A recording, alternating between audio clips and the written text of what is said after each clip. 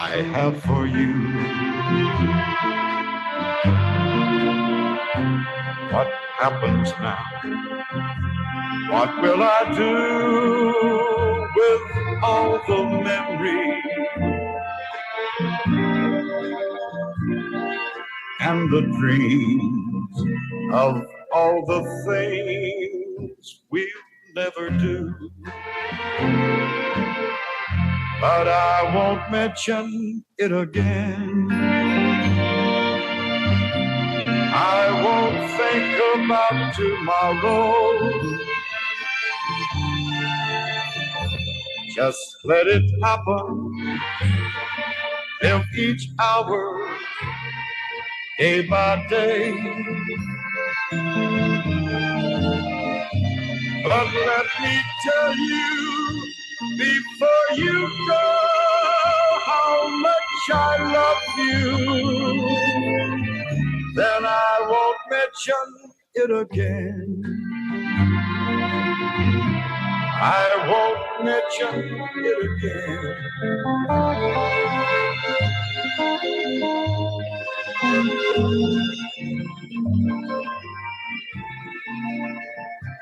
I feel my life has reached an early sign of autumn. In my heart, the leaves are falling. Love is cold. And everything that once was warm and new is gone now. Leaving nothing but this hunger in my soul. But I won't mention it again. I won't think about tomorrow. Just let it happen. Live each hour, day by day. But let me tell you before you go how much I love you. Then I won't mention it again. I won't mention it again.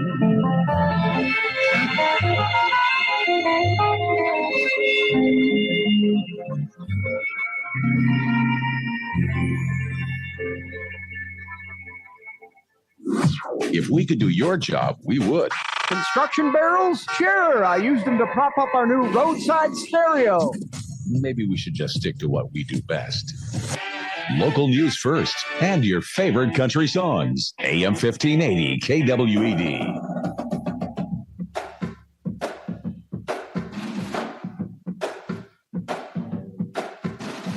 This is Texas Lutheran University Bulldog Football on AM 1580 KWED and SeguinToday.com. Bulldog Football is brought to you by Guadalupe Regional Medical Center, GRMC. The right care, right here. By the Kaler Company, building on tradition and creating a brighter future. By Great Clips, your new look is gonna be great. By Anders Pierce Realty, real people, real results. By Ayler's Tree Farm, growing memories for generations. And by Davola's Barbecue, a Seguin tradition since 1959.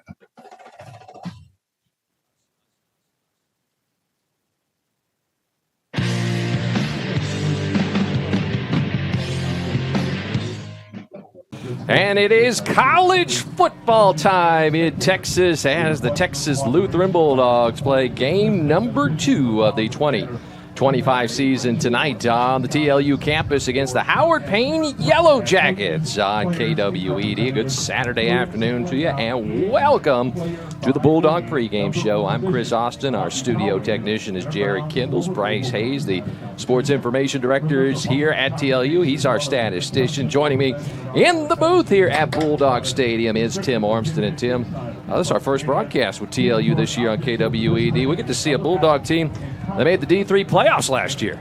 Yeah, but not really time for playoff right now. These are the non-conference games, and these are really about testing your players, figuring out what you can do as a team, and making the proper adjustments along the way.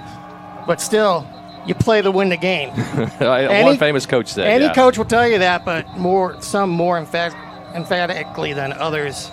And we know the Bulldog coach, Neil Lehu, he's going to have his team motivated for tonight's game. Yeah, of course, Coach Lehu was the SCAC Coach of the Year last year. The Bulldogs were Southern Collegiate Athletic co-champions with McMurray in 2024. Made it to the second round of the D3 playoffs, going from 2 to 9 wins. Now, last week, Bulldogs fell at home to Trinity, 26-14. Senior wide receiver Caleb Camarillo had a good game, though, Tim.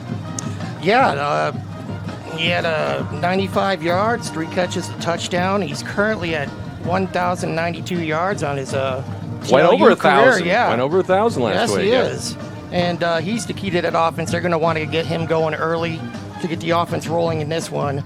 And I'm sure Coach will have him ready doing that again today. And for his efforts last week, Caleb was named the Southern Collegiate Athletic Conference Offensive Player of the Week. Bulldogs had a rough second half against Trinity last week. They did not score a point. Neither team actually scored a point. We're going to talk to Coach Neil Lehu about that here in a bit. The Bulldogs lost junior quarterback Caden Basenko in the second half of last week's game against Trinity. He's expected to be out for the season. So it's TLU and Howard Payne today at Bulldog Stadium. Let's take a time out here. When we come back, we'll talk with Bulldog head coach Neil Lehu. He didn't want to talk about Caden Basenko's injury, but we did talk with Coach about Caleb Camarillo and his performance last week, and we got his thoughts on last week's game. We also talked about today's opponent, Howard Payne. Our conversation with Coach Lehu, who is this year coaching in his 40th year of football and 4th year here at TLU, is ahead. This is the TLU Bulldog pregame show on KWED. Stay close. Advanced care for active lifestyles. When it comes to top-notch orthopedics, count on Guadalupe Regional Medical Center. We specialize in award-winning care that's right here, close to home. For 2025, we are ranked among the top 6% hospitals nationwide for orthopedic services and proud recipients of the Women's Choice Award, proof of our unwavering commitment to exceptional care. At GRMC, we offer the most comprehensive orthopedic services. Our highly skilled physicians are experts in diagnosing and treating injuries and conditions affecting bones, joints, ligaments, tendons, muscles, and nerves. Don't let joint pain or injuries hold you back. Discover the right care right here at Guadalupe Regional Medical Center. Learn more at grmedcenter.com.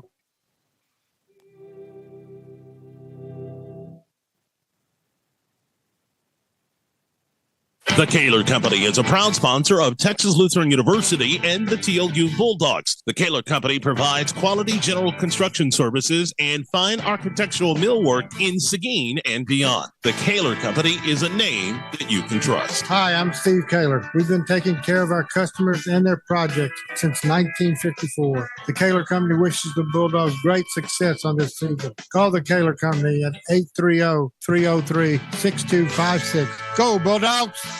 Great Clips wonders, what would you do with more minutes? I'd build the most tallest treehouse in the world that touched the clouds. I will make a dinosaur out of tacos. I'd open a zoo of 11,000 monkeys. Glasses out of tacos. I'd probably go to Mars or the moon. I will keep on brainstorming ideas, but that's all I got for now. Save more minutes when you use online check-in to get your haircut at Great Clips. Welcome back to the Texas Lutheran Bulldog pregame show here on KWED. The Bulldogs play game number 2 of the 2025 season as they're back on campus this week to take on the Howard Payne Yellow Jackets at Bulldog Stadium tonight. Chris Austin back with you.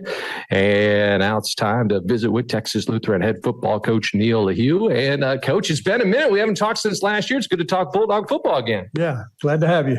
All right. Well, coming off a week 1 game where you fell at home against Trinity 26-14 last week to the Tigers here in Seguin. Strange game. All 40 points happened in the first half between both teams, and then no points for either team in the second half. I mean, your general thoughts on that week one performance? Well, I think, two good football teams, two playoff teams from a year ago, and, they're a kind of an area rivalry for us. So, we're always excited to play Trinity, and I thought it was a great atmosphere on Thursday night. And unfortunately, we came out on the short end of the stick, and, both teams, they jumped out to a pretty decent lead at 26-14 at half, and then we both kind of just moved it up and down the field, but we didn't put any points on the board in the second half. And nobody was able to get across the goal line. 26-14 ended up being the final scores. You listen to the Bulldog pregame show on KWED, talking with TLU head coach Neil Lehu. Last week, your senior wideout, Caleb Camarillo, hooked up with Caden Bosenko, 73-yard touchdown pass there in the first half. Caleb went over 1,000 yards in his career last week, and he was named the SCAC Offensive Player of the Week. Had a breakout year last year, but it's got to be good having a senior like Caleb on the field for this team. Yeah, Caleb's a good football player, returning all-conference player, and excited for him to get that a milestone as a 1,000-yard receiving. And, he's been very important to our success over the last 3 years, to be honest with you. And not too far from here. He's from Gonzales, Texas, and playing his college ball here in Seguin as we talk about the Bulldogs with head coach Neil Lehu here. I want to talk about today's game here in a bit, but I want to switch gears before we get to the game. You've been here at TLU for 4 years now, and this is your 40th year of coaching overall, going all the way back to 1985, 4 decades. I mean, that's amazing. Can you even put into words and reflect on 4 decades of coaching football? Well, I'm not sure. 40 years is a long time, I guess. I was a grad assistant back in 1985. And so, it's been a minute, but I've enjoyed every minute of it, and feel like I got a lot of years left, to be honest with you.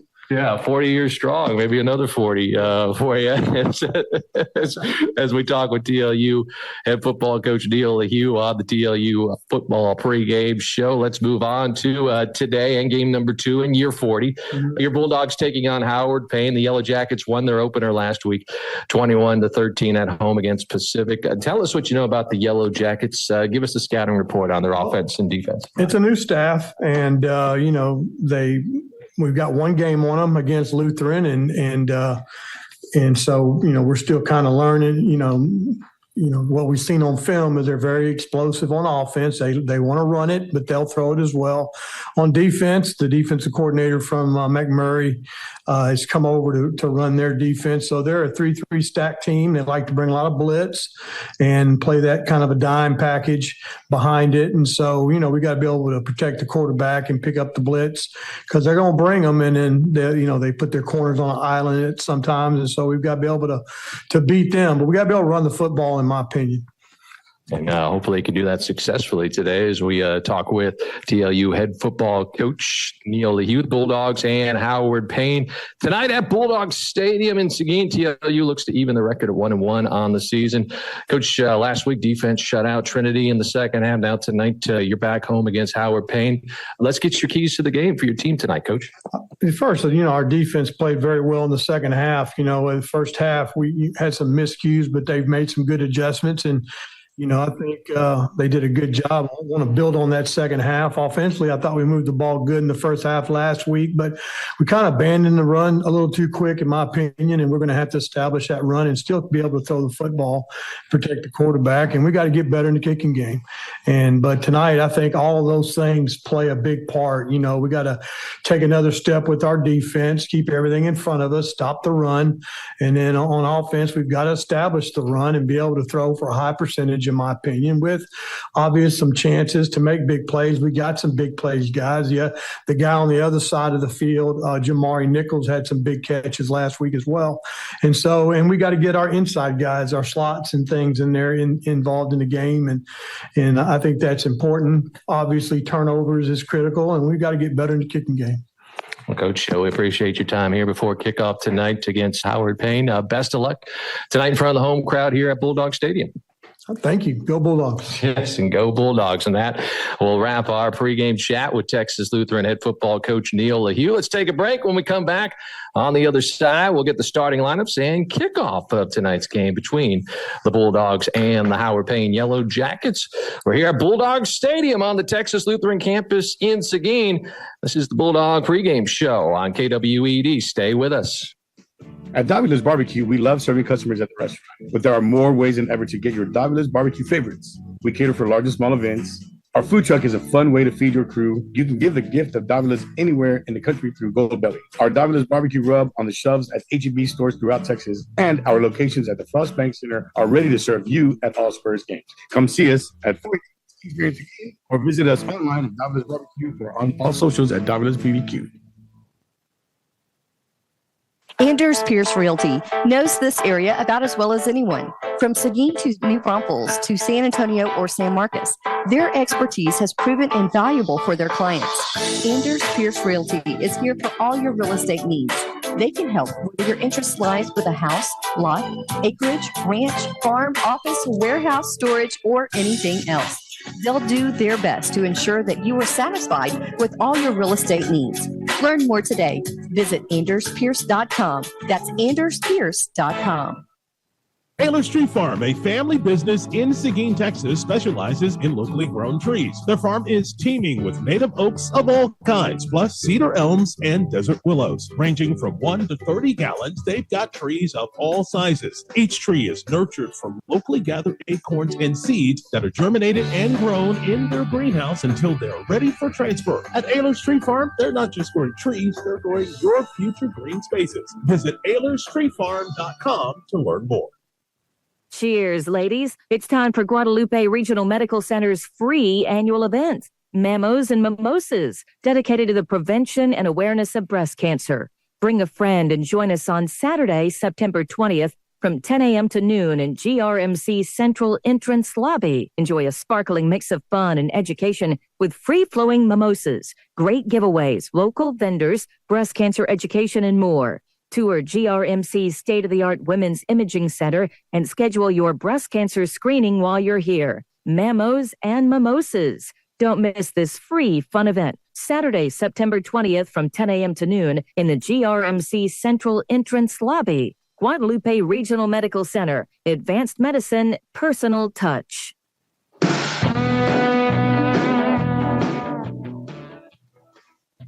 And welcome back to the TLU Bulldog pregame show here on KWED. Chris Austin with you, along with Tim Ormston. It's the Bulldogs and the Howard Payne Yellow Jackets at Bulldog Stadium in Seguin. Tonight kickoff just moments away, but right now let's get to the starting lineups for both teams. TLU Bulldogs 0-1 on the season. Howard Payne at 1-0. Of course, Bulldogs led by fourth-year head coach Neil Lehu, coming off that 26-14 loss at home to Trinity last Thursday night. Howard Payne led by first-year head coach Kobe Gibson. You heard Coach Lehu earlier talk about the new staff that they have at Howard Payne. Yellow Jackets beat Pacific in the debut of Coach Gibson last Thursday, 21-13 in Brownwood. TLU leads the all-time series between the teams, 14-12, although Howard Payne has won 3 in a row in the series, including a 31-27 victory in Brownwood in 2023. The Yellow Jackets, a member of the American Southwest Conference, the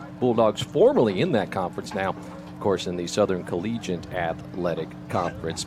So let's take a look at the starting offense for the TLU Bulldogs for tonight. We'll start along the offensive line, going left to right. The left tackle is Ian Woolard. He's a junior, 270 pounds, from Round Rock Cedar Ridge High School. Left guard Trajan Scott, big kid, junior, 350 pounds, from just down the road in Luling. The center Joe Rodriguez for the Bulldogs, 280 pounds, a junior, from San Antonio Stevens. Right guard Jackson Eskridge, a 265-pound senior, returning starter from Crandall, Texas. And another returning starter at the right tackle is Cam Ross, 270 pounds, a senior from Rockwell High School. The receivers tight end is Chris Taylor, big kid, 6'4", 230 pounds. He's a senior from Cibolo Steel. Wide receivers, Levanta Henry, a 5'5", 128-pound sophomore. He went to San Antonio Madison High School. Of course, Caleb Camarillo, 5'11", 185 senior from Gonzales, the reigning SCAC Offensive Player of the Week, as we mentioned earlier. And then the third wideout is Jamari Nichols, 6'4", big target, 170. He's a junior from San Antonio Roosevelt. The running back, track star, Weston Guzman, 5'11", 200 pounds. He's a senior from McAllen. And then the quarterback is Micah Kaysen, 5'11", sophomore, 195 pounds from Copperas Cove High School. He's making his first start here today, and he was in the second half last week, replacing the injured starter Caden Basenko against Trinity. Kaysen was 205 with an interception, and he ran for 19 yards. Let's look at the Howard Payne starters on defense, and we'll start along the defensive line. 3 defensive linemen, the defensive ends, are Cameron Hall. He's a 250-pound junior from the Woodlands. And then on the other side is Justin Griffin, 240 pounds, a sophomore from Blessing, Texas, which is near Victoria. In the middle is the tackle, Jaden Sellers, 225 pounds, a junior from Wall, Texas, out in West Texas. 3 linebackers, Michael Brown Jr., 205 pounds, a junior from Baton Rouge, Louisiana. Cade Rochinski, a senior from Montgomery, Texas. He's 205 pounds. And then there's Gavin Barabbas, 195 pounds, a sophomore from Caddo Mills, Texas, which is northeast of Dallas. And then 5 defensive backs for Howard Payne. Corners are Kadarius Carr, 180 pounds, a senior from Louisville, Mississippi. Kadarian Bookman, 170 pounds, a senior from Point Blank, Texas. That is east of Huntsville. And then they have 3 safeties. Jerwayne Parker, 160 pounds, a junior from Sherman High School. Ryan Campbell, sophomore, 160 pounds, from Rudder High School. Ian Bryan. And Chris Nuama, a sophomore from Irving. He is 195 pounds. So that's a look at the offense for TLU and the defense for Howard Payne. Let's take a quick timeout, and on the way, we'll get the Yellow Jacket starters on offense and the defensive starters for TLU. You're listening to TLU football right here on KWED. This is the pregame show. Stay with us. Is a proud sponsor of Texas Lutheran University and the TLU Bulldogs. The Kaler Company provides quality general construction services and fine architectural millwork in Seguin and beyond. The Kaler Company is a name that you can trust. Hi, I'm Steve Kaler. We've been taking care of our customers and their projects since 1954. The Kaler Company wishes the Bulldogs great success on this season. Call the Kaler Company at 830-303-6256. Go, Bulldogs! Great Clips wonders, what would you do with more minutes? I'd build the most tallest treehouse in the world that touched the clouds. I will make a dinosaur out of tacos. I'd open a zoo of 11,000 monkeys. Glasses out of tacos. I'd probably go to Mars or the moon. I will keep on brainstorming ideas, but that's all I got for now. Save more minutes when you use online check-in to get your haircut at Great Clips. At Davila's Barbecue, we love serving customers at the restaurant, but there are more ways than ever to get your Davila's barbecue favorites. We cater for large and small events. Our food truck is a fun way to feed your crew. You can give the gift of Davila's anywhere in the country through Goldbelly. Our Davila's barbecue rub on the shelves at H-E-B stores throughout Texas, and our locations at the Frost Bank Center are ready to serve you at all Spurs games. Come see us at 418 West Kingsbury in Seguin, or visit us online at Davila's Barbecue or on all socials at Davila's BBQ. Anders Pierce Realty knows this area about as well as anyone. From Seguin to New Braunfels to San Antonio or San Marcos, their expertise has proven invaluable for their clients. Anders Pierce Realty is here for all your real estate needs. They can help whether your interest lies with a house, lot, acreage, ranch, farm, office, warehouse, storage, or anything else. They'll do their best to ensure that you are satisfied with all your real estate needs. Learn more today. Visit AndersPierce.com. That's AndersPierce.com.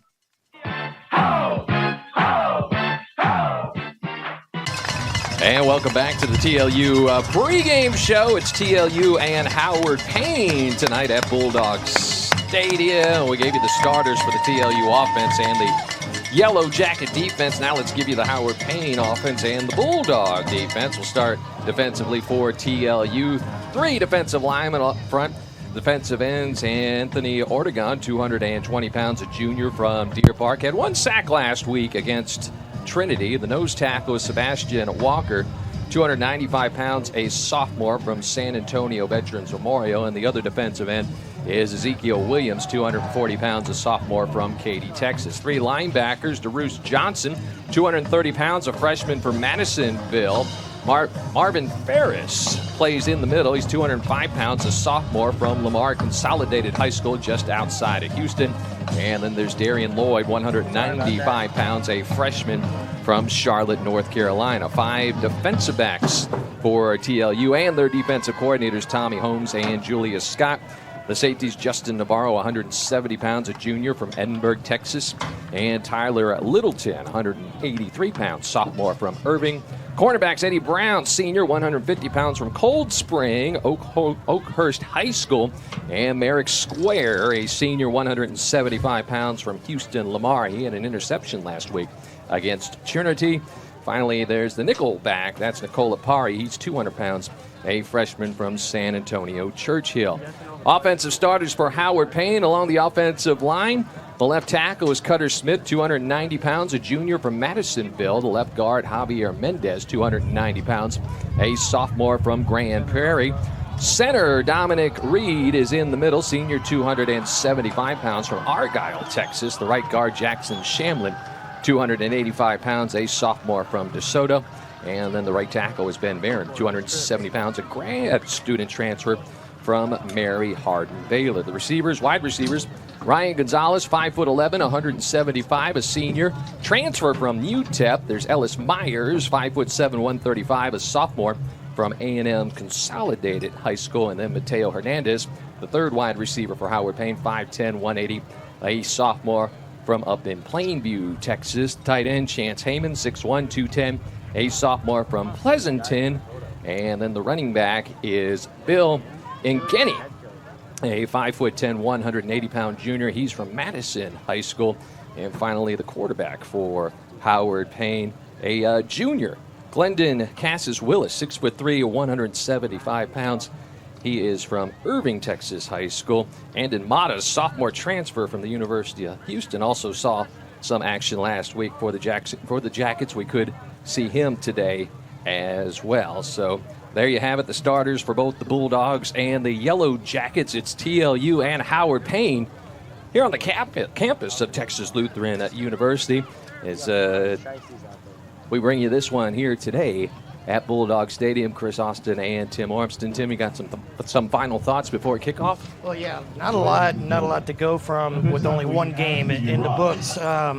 Last week, the Bulldogs are 1 of 3 in the red zone chances. They missed 2 field goals. One was blocked, so they're having trouble with special teams. Allowed 212 rushing yards. They want to limit that a little bit. Punting's looking good. Let's see something positive. The punting is up good again. So, fix those errors. So let's take one more time out. When we come back, it's kickoff between the Bulldogs and Yellow Jackets here in Seguin. This is Bulldog Football on KWED. Opening kickoff is next. Taylor's Tree Farm, a family business in Seguin, Texas, specializes in locally grown trees. Their farm is teeming with native oaks of all kinds, plus cedar elms and desert willows. Ranging from 1 to 30 gallons, they've got trees of all sizes. Each tree is nurtured from locally gathered acorns and seeds that are germinated and grown in their greenhouse until they're ready for transfer. At Taylor's Tree Farm, they're not just growing trees, they're growing your future green spaces. Visit AylersTreeFarm.com to learn more. You know, everyone is familiar with GRMC, but did you know that they have a nonprofit foundation? Seguin and our surrounding community boasts many wonderful attributes, including a top-notch community hospital, Guadalupe Regional Medical Center, also known as GRMC. We are proud to be the only city-county-owned medical center in Texas, a non-corporate, non-profit hospital that is managed locally and without hospital tax district support. GRMC continues to be awarded national-level distinctions for quality of care, safety, patient outcomes, and ranked as one of the best healthcare employers in the country.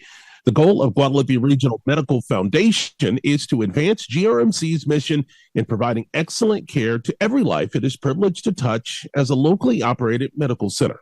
To learn more about how you can invest in your community's healthcare future, including through your estate giving plan, contact Elaine Bennett at 830-401-7209 or visit grmedfoundation.org for more information. The Kaler Company is a proud sponsor of Texas Lutheran University and the TLU Bulldogs. The Kaler Company provides quality general construction services and fine architectural millwork in Seguin and beyond. The Kaler Company is a name that you can trust. Hi, I'm Steve Kaler. We've been taking care of our customers and their projects since 1954. The Kaler Company wishes the Bulldogs great success on this season. Call the Kaler Company at 830-303-6256. Go, Bulldogs! Flips wonders, what would you do for 4 minutes? I'd build the most tallest treehouse in the world that touched the clouds. I will make a dinosaur out of tacos. I'd open a zoo of 11,000 monkeys. Glasses out of tacos. I'd probably go to Mars or the moon. I will keep on brainstorming ideas, but that's all I got for now. Save more minutes when you use online check-in to get your haircut at Great Clips. At Davula's Barbecue, we love serving customers at the restaurant, but there are more ways than ever to get your Davula's barbecue favorites. We cater for large and small events.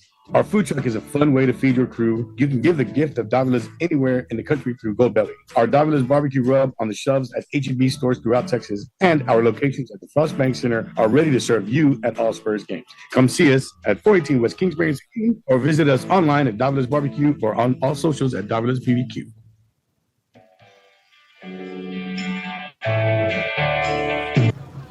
Back here on KWED, Seguin, Chris Austin, Tim Ormston getting you ready for TLU football. The Bulldogs hosting Howard Payne here on the campus of Texas Lutheran at University tonight, moments away from kickoff here at Bulldog Stadium. Field turf surface, black end zones with Bulldogs stenciled in slanted caps in gold slanted caps there in both end zones. The snarling gold Bulldog ahead at the 50-yard line with a black collar and white spikes here at Bulldog Stadium. To the south, to the right of us, we've got Burns Berm, and then to the left, there's Church Hill. Your game time weather here at Bulldog Stadium for this one. Partly cloudy skies, temperatures in the low 90s. We got a southeast wind at about 10 miles per hour. Bulldogs back in black tonight. Black jerseys with gold stripes, black pants with gold stripes down the side, black helmets with TLU stenciled on both sides in slanted gold caps, a gold stripe over the top, and black face masks. And the Howard Payne Yellow Jackets, white on white tonight, white jerseys, navy blue numbers lined in gold, white pants with gold stripes down the side, surrounded by two navy blue stripes. And then gold helmets with offset capital letters HMP for Howard Payne, and navy blue lined in white on both sides, and then a navy blue stripe bounded by two white stripes down over the top of the helmet for the Howard Payne Yellow Jackets. Coin toss going on right now, and what is happening at the 50-yard line? It looks like Howard Payne won the coin toss, and they will defer to the second half, and they will be defending the south end zone. And Bulldogs will get in the ball first. So we'll see Howard Payne kick off here, and they will have the wind here in the first quarter. Slight breeze at about 10 miles per hour here in Seguin on a Saturday night. So glad you could be with us here on AM 1580 KWED and streaming at SeguinToday.com. Oswaldo Gomez is the kicker for the Yellow Jackets. He'll be kicking south to north, right to left in front of us from our vantage point atop the stands here at Bulldog Stadium. Packed house for this one. Caleb Camarillo back deep for the Bulldogs. And he's also joined there by Elijah Howard at the TLU 5-yard line. So we await the kick from Gomez to get things started here at Bulldog Stadium on a Saturday night on KWED. Non-conference action. You mentioned it, Tim. Bulldogs looking to clean up some mistakes from last week. Yeah, 11 penalties, 90 yards last week. That cost them big. They were playing behind the sticks on offense, and the defense, they couldn't get off the field sometimes. And Bulldogs falling in their game one matchup against Trinity last week. So it's Gomez to tee it up at the 35 of Howard Payne. He'll get a 9-yard head start. Right-footed kicker as he backs up. And we're ready to start this one here at Bulldog Stadium on a Saturday night. And Gomez with the kick. It's a line drive towards Camarillo at the goal line. It's going to land 5 yards deep in the end zone for a touchback. So we'll see the Bulldogs on their first series to start this game on offense, getting started at the 25-yard line. So be quarterback Micah Kaysen making his first start, sophomore from Copperas Cove High School. He's backed up by a local product, true freshman Reese Dietrich, who went to Canyon High School. He was playing for the Canyon Cougars last year. Now here he is at TLU playing college ball, backup quarterback. Nice to see the local players still sticking around, getting in the game here. So 1st and 10 as we get underway here at Bulldog Stadium. Bulldogs with the football. Kaysen is the quarterback working out of the shotgun. He's got 3 wide receivers at Guzman to his left. Gets the snap and a give to Guzman. Coming towards the near side, around the corner, across the 25. And he gets pulled down at the 27-yard line. Kay Rochitsky, the linebacker, makes the stop, gain of 2 on first down. Yeah, looked like Howard Payne had that play read. They had all their linebackers over there and not much room for Guzman to run through. Of course, Guzman, veteran running back, track star. They're in the backfield with the quarterback, Kaysen out of the gun. 2nd down and 8. Kaysen gets the snap, play fake. Now will throw it towards the far sideline, complete to a receiver across the 31. Turning upfield is Guzman out of the backfield. He'll be brought down at the 32, about 3 yards short of the first down. 3rd down and 3 coming up for the Bulldogs. Yeah, and I think what you're seeing now is Coach Lehu is trying to get the quarterback, get his feet wet in this game and relying on Guzman with the run and the short pass out to the left side. Good guy to rely on. He's been in that backfield a couple of years now for the Bulldogs, senior running back. It's 3rd down and 3 for TLU at their own 32. Guzman in motion out of the backfield towards the near side. Here's a pitch to Cabrantre Williams as they go right, and Cabrantre takes it across the 35 to the 36 with a first down. Yeah, nice little play there to pitch from Kaysen, and running back made a nice move in the backfield. Otherwise, he was going to get stopped for a loss. That's Williams, who also has a letter. He's in the backfield now with Kaysen in the shotgun. 1st and 10 for TLU at their own 36. Here's a throw to the far side, in and out of the hands of Levante Henry. Dropped it. Tried to run with the ball before he had it, and it'll be 2nd down. And you see a nice, another nice short throw for Kaysen there on the throw out to the left, keeping things short. Pretty sure passes. Of course, Coach Lehu calls the plays. He is the head coach. And the de facto offensive coordinator. 2nd down and 10. Casey gets the shotgun snap, gives to Williams, coming near side, turns upfield across the 40 to the 45, and he gets pushed out of bounds near midfield at the 50-yard line. They'll have a first down. Another nice run by Williams. Yeah, nice strong run by Williams. He broke 2 tackles on the way to get to the 50-yard line there. Williams, a senior from Victoria West High School, gives the Bulldogs a first down, 2nd first down of this drive, 1st and 10 at the 50. Kaysen in the shotgun. Out's Guzman getting the carry. He turns it upfield, going around right end, and he'll take it down to the 46-yard line. A gain of 4 on first down. Rochinski makes the stop again for Howard Payne. Yeah, it looks like the offense has found something that works. Like they're running out to the outside and staying away from that middle, that big defensive line. Going on the right side where Cam Ross is there at the tackle position. Jackson Eskridge playing at right guard. 2nd down and 6 for the Bulldogs. They have the ball at the Howard Payne 46-yard line. Initial drive of the game. Kaysen out of the gun. And to give Guzman straight ahead. Takes it inside the 45 and falls forward to the 43. That'll bring up a 3rd down and about 3 for TLU. Making it a manageable 3rd down. Good play call there. Getting positive yards. Of course, Micah Kaysen, sophomore, Copperas Cove, making his first college start here tonight in place of the injured Caden Bisenko. 3rd down and 3. Bunch formation here. Kaysen in the gun. Play fake. Now rolling right. He'll throw towards the near side. And it's Henry who has to leap and cannot pull it down at the 41. It goes incomplete, out of bounds. 4th down. What do you do here, Tim? I think that's why they made it manageable. They were planning on going for it on 4th down, and they'll do that right here. Offense will stay on the field. Unfortunately, a high throw there, but the pressure was brought by Derek Lewis from Howard Payne. For the Yellow Jackets, and now it's 4th and 3 for the Bulldogs, working on the right hash, going left to right, north to south. Kaysen in the gun. Back to throw, looking, has time over the middle, behind Henry, incomplete. Levante took a shot from Ryan Campbell, and the Bulldogs turned the ball over on downs on their initial possession. Howard Payne takes over at their own 43. Yeah, you see some jitters from Kaysen there as he had some happy feet bouncing around in the pocket there, and he threw a pass that was a little bit behind Henry.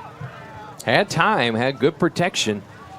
Bulldogs moved the ball into Howard Payne territory, but they turn it over on downs, and now the Yellow Jackets take over 1st and 10 at their own 43. Glendon Cassis Willis, the junior from Irving, the quarterback, gets the shotgun snap. He gives to his running back. That is Ngeni right into the line. He gets stuffed by the defensive front. Sebastian Walker, the nose tackle, in the middle of it. And it's no gain, 2nd down. Maybe a loss of 1. Yeah. A lot of guys in there on that, a lot of penetration from the defensive line, and that was Dylan Rarick, I think, making a tackle there. So 2nd down and 11 for Howard Payne at their own 42-yard line. Loss of 1. Cassis Willis in the gun. Takes a snap, rolling right, looking. He'll throw far sideline over the head of Mateo Hernandez, incomplete and out of bounds. That'll bring up a 3rd down and 11. Eddie Brown, the cornerback, there defensively for the Bulldogs. And number 53, Marvin Ferris, brought the pressure there, forcing a quick throw, and couldn't really set his feet. That's why it was the overthrow there from the quarterback. Ferris coming from his linebacker position, and now Howard Payne on their first possession behind the sticks here on 3rd down. 3rd down and 11 from their own 42-yard line. Cassis Willis in the gun with Ngeni to his left. Gets the snap, back to throw. Now he'll tuck it. He'll throw it here at the last minute to the right side. Finds a receiver. That's Heyman. He will take it to 50 and be brought down at the 49-yard line of TLU. A couple yards short of the 1st down. Chance Heyman, the tight end, with the reception. And now 4th down for Howard Payne. Yeah, good ad-libbing there and a lot of open space for the Yellow Jackets. But it was Nicola Pari, number 35, the linebacker, got over there and put a big hit in the open field to prevent the 1st down. So 4th and 3 from the 50 for Howard Payne. They're going to go for it with Cassis Willis out of the gun. Sends a man in motion towards the near side, from the slot to the slot from the far side to the near side. We've got 10 seconds on the play clock as everybody for the Yellow Jackets looks towards that far sideline. Down to 5 seconds. They might have to call a timeout or hurry up and snap it. 2-1. The play clock goes to 0. Did they get a timeout? No, a flag is down. Looks like we're going to have a delay of game. I think the Yellow Jackets were trying to get the Bulldogs to jump offside. They couldn't. Yeah, the hard count from the quarterback and no one on the line jumped. Good discipline by the Bulldog defense. So that moves it back 5 yards to the Howard Payne 46, and the punt team will come on out. Elisha Kobos is the punter. And back deep for the Bulldogs is Justin Navarro, the safety. He's back at the TLU 10. It'll be Kobos to field the snap at his own 31-yard line. Here's the snap. Kick is away and under in.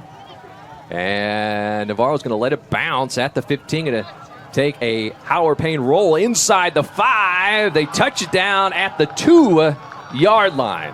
What a punt there by Kobos. Got a lucky roll. Bounced at about the 15. It rolls down, and they down it at the 2.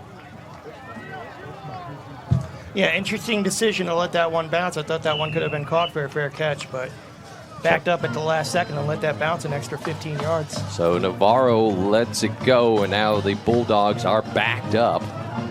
1st and 10 from their own 2-yard line, following a 50-plus yard punt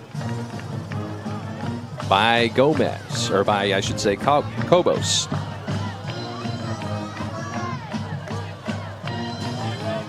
So Bulldogs in the shadow of their own goalpost starting this drive from their own 2 as Kaysen and the offense come back out on the field, going left to right, working on the left hash. Kaysen has Williams to his right, working on the shotgun, gets the snap in the end zone, gives to Williams straight up the middle. He's got a little hole, and he'll take it past the 5 up to the 6-yard line, gets him out from under the shadows of their own goalpost, about a 5-yard gain for Williams. Yeah, good blocking downfield by Cam Ross, giving Guzman some room and getting them away from their own end zone. Oh, that was Guzman on the carry. I'm staying corrected, not Williams. So it'll be 2nd down and 5 for the Bulldogs. They've got it at their own 6-yard line. Again, it's the quarterback, Kaysen, in the shotgun. Play fake now. He's going to come towards the near side. Tries to turn the corner, and he gets brought down from behind after maybe getting back to the line of scrimmage as Ryan Campbell on the stop for Howard Payne. Will bring up a 3rd down and about 4. They'll say Kaysen got a yard. Yeah, nice speed from the defense for the Yellow Jackets. Campbell chased him down, gave him no room to run. So now it is Williams in the backfield with the quarterback, Kaysen.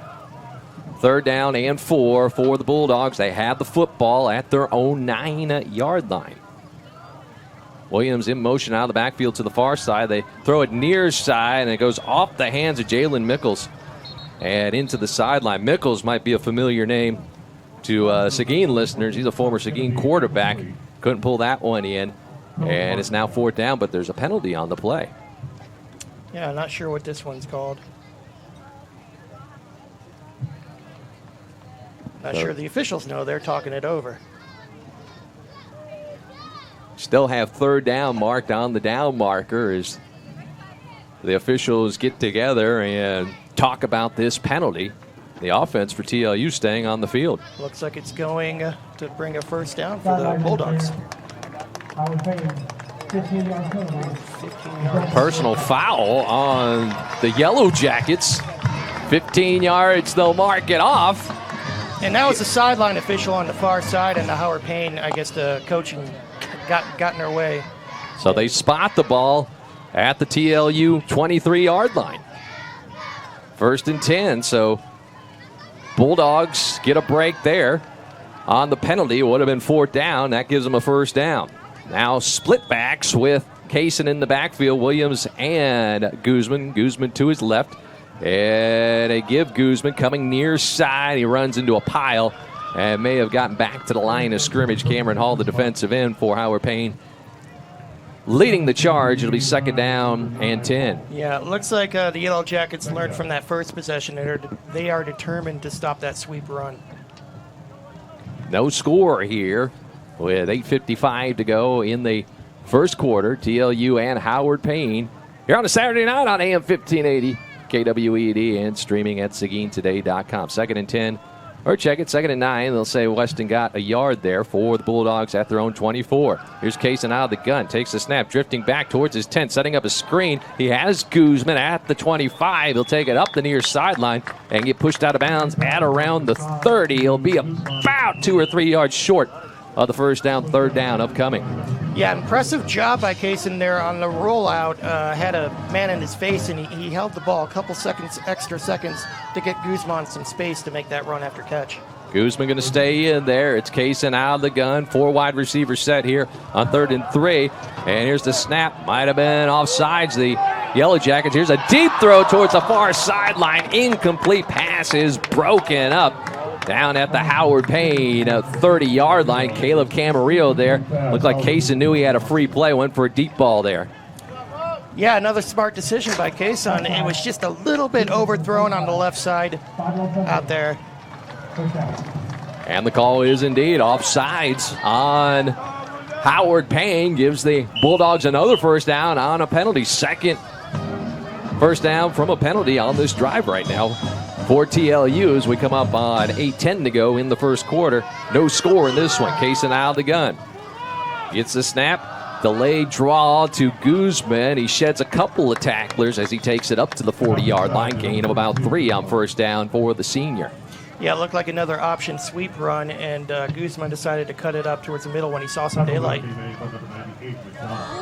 Guzman, senior from McAllen, Texas. We'll see Cabantre Williams check back into the game.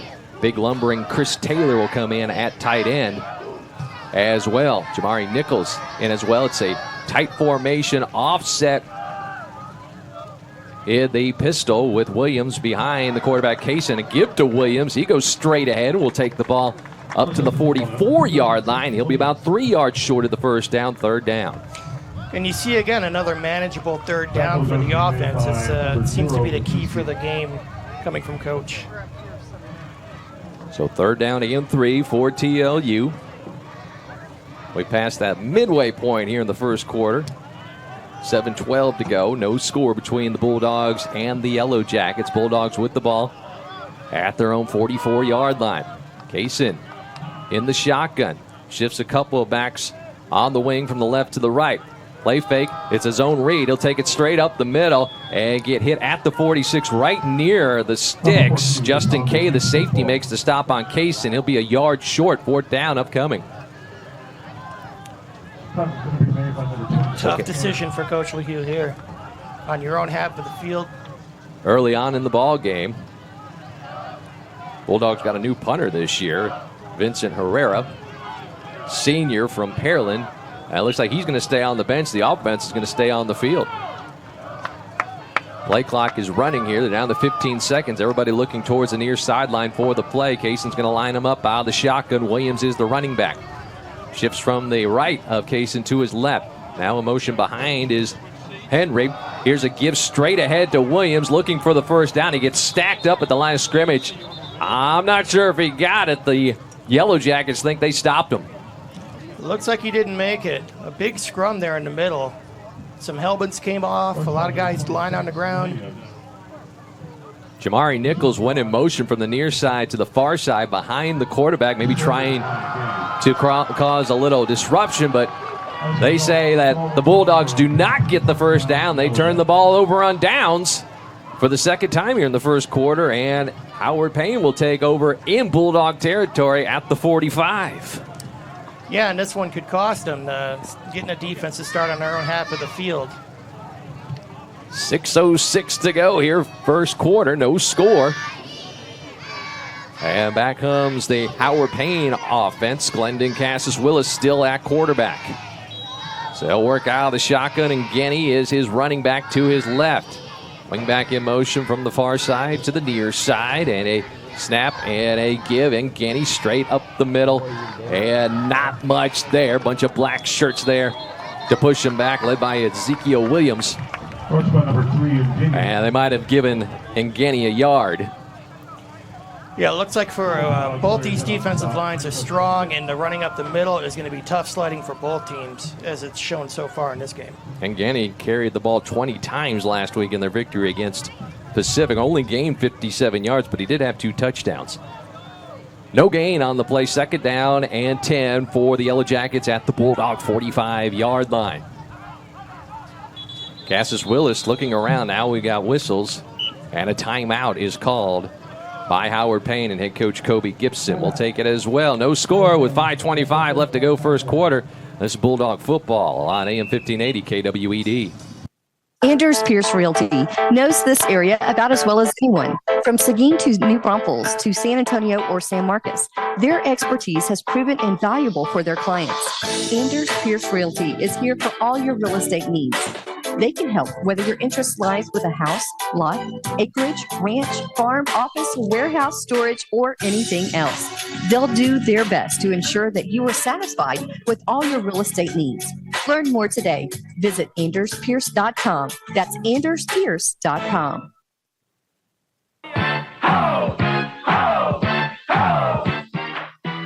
Howard Payne takes their first time out of the half. Got 5:25 to go. No score here in the first quarter between TLU and the Howard Payne Yellow Jackets. Howard Payne with the ball, 2nd and 10 at the TLU 45-yard line. Cassis Willis, the quarterback, out of the gun, play fake, back to throw, deep ball, far sideline, and this pass over everybody's head falls incomplete at the 4-yard line. Derek Jackson, the intended target. They'll bring up 3rd down. Yeah, I want to give a shout-out to Sebastian Walker. He's stuffing up that middle on the run, and he got the pass rush there, forced a long throw from the quarterback for the Yellow Jackets. And Eddie Brown was back there defensively at cornerback for the Bulldogs. So another 3rd and long here for Howard Payne. 3rd and 10. They started this drive at the Bulldog 45, have not moved the ball. Cassis Willis out of the gun, and Genny is the running back. 2 wide outs to the right One to the left, Bulldogs showing blitz. Here comes a man in motion from the near side to the far side. Giving Genny coming to the near side. Tries to turn the corner, can't do it. He's stopped by Merrick Square for a loss of 1 on the play. And Square had to be sure on that tackle because there was no one beyond him. He made a perfect form tackle, bringing down the runner. Read the play well from his cornerback position. The Yellow Jackets tried to, again, show some misdirection, had some motion going the other way. They ran it the near side to the running back, and Merrick wasn't pulled. Here comes the punt team. So Justin Navarro back deep at the TLU 10. It'll be Cobos to punt for Howard Payne. Let's see if Navarro comes up on this one, if it's a short kick like last time. Here's a snap, high snap, brings it down and gets it away, angles it towards the right side. Navarro's going to let it roll again. This time it bounces at the 50, goes straight up in the air, and will be downed at about the 14-yard line this time. At the 15, they'll mark it. So this time, Cobos doesn't get the roll. Navarro lets it bounce, and it just stays where it landed. Yeah, I think the wind has picked up, and that ball just checked down on him. I mean, he would have had to run up quick to catch that, and it looks like he's trying to make a read on how the ball's going to bounce, and that time he made the right decision. Wind kind of like blowing across the field from east to west. Bulldogs take over 1st and 10 at their own 15-yard line. It looks like Reese Dietrich is checking in at quarterback, the freshman, true freshman from Canyon High School, local product. So he's working out of the shotgun. He'll take the snap, and he'll run it towards the right side. Has a hole across the 20 to 25, and he's brought down right near the first down marker. So the freshman from Canyon, the Cougar, Reese Dietrich, takes the snap. Making a good read on the option there, keeping it running at the right side and get the yardage, getting the first down. He does get the first down as they mark it at the 26, a gain of 11 for Dietrich. So Coach Neil Lehu going to the bullpen here in the first quarter. Dietrich gets the snap this time. Play fake to Guzman. Goes straight up the middle, and he gets hit hard at the 30. Picks up about 5 yards on the play. Jesus Mendoza on the stop for the Yellow Jackets. 2 carries and a quick 16 yards already for Dietrich. Yeah, paying dividends already. And I don't know if that was Coach Lehu's plan to run with 2 quarterbacks this game, but it's worked so far. Of course, Kaden Basenko, junior, out for the year. Micah Casson started this ball game. Dietrich saw some action late last week. Gets a snap here out of the gun. Going to throw it near sideline. This ball almost picked up, looking for Jamari Nichols down the near sideline. And a defensive back, Joanne Parker, leapt and got a couple of hands on that ball. Glances off his hands, out of bounds, incomplete. Yeah, I don't know what they have Parker listed as, but if he was 2 inches taller, that was a pick going the other way. So first pass attempt for the freshman Dietrich. The Canyon High School grad. It's 2nd down and 10 for the Bulldogs at their own 31-yard line. Play clock under 10 seconds. They got to hurry and get this play in now. Coach Neil Lehu's going to call a timeout. We'll take it as well. 3:36 to go first quarter. No score between TLU and Howard Payne. It's TLU Bulldog football at KWED and SeguinToday.com. Taylor Tree Farm, a family business in Seguin, Texas, specializes in locally grown trees. Their farm is teeming with native oaks of all kinds, plus cedar elms and desert willows. Ranging from 1 to 30 gallons, they've got trees of all sizes. Each tree is nurtured from locally gathered acorns and seeds that are germinated and grown in their greenhouse until they're ready for transfer. At Taylor Tree Farm, they're not just growing trees, they're growing your future green spaces. Visit AylersTreeFarm.com to learn more. So Reese Dietrich in relief of Micah Casson. Casson 2 of 6 for 11 yards in a couple of drives. Dietrich now in the ball game for TLU on the 3rd drive of the ball game. They've got a 2nd down, or check that, 3rd down and 5 upcoming following the timeout. They have it at their own 31-yard line. Dietrich will work out of the gun. Got a running back to his right. Sends a wing back in motion from the right to the left in front of the quarterback. Dietrich back to throw. Throws it near sideline looking for Guzman. Makes a one-handed grab at the 40. Across the 50. Cuts inside. Gets around the defender to 30. To the 20. 10, 5, 4, 3, 2, 1. Touchdown Bulldogs. 69 yards. Dietrich to Guzman.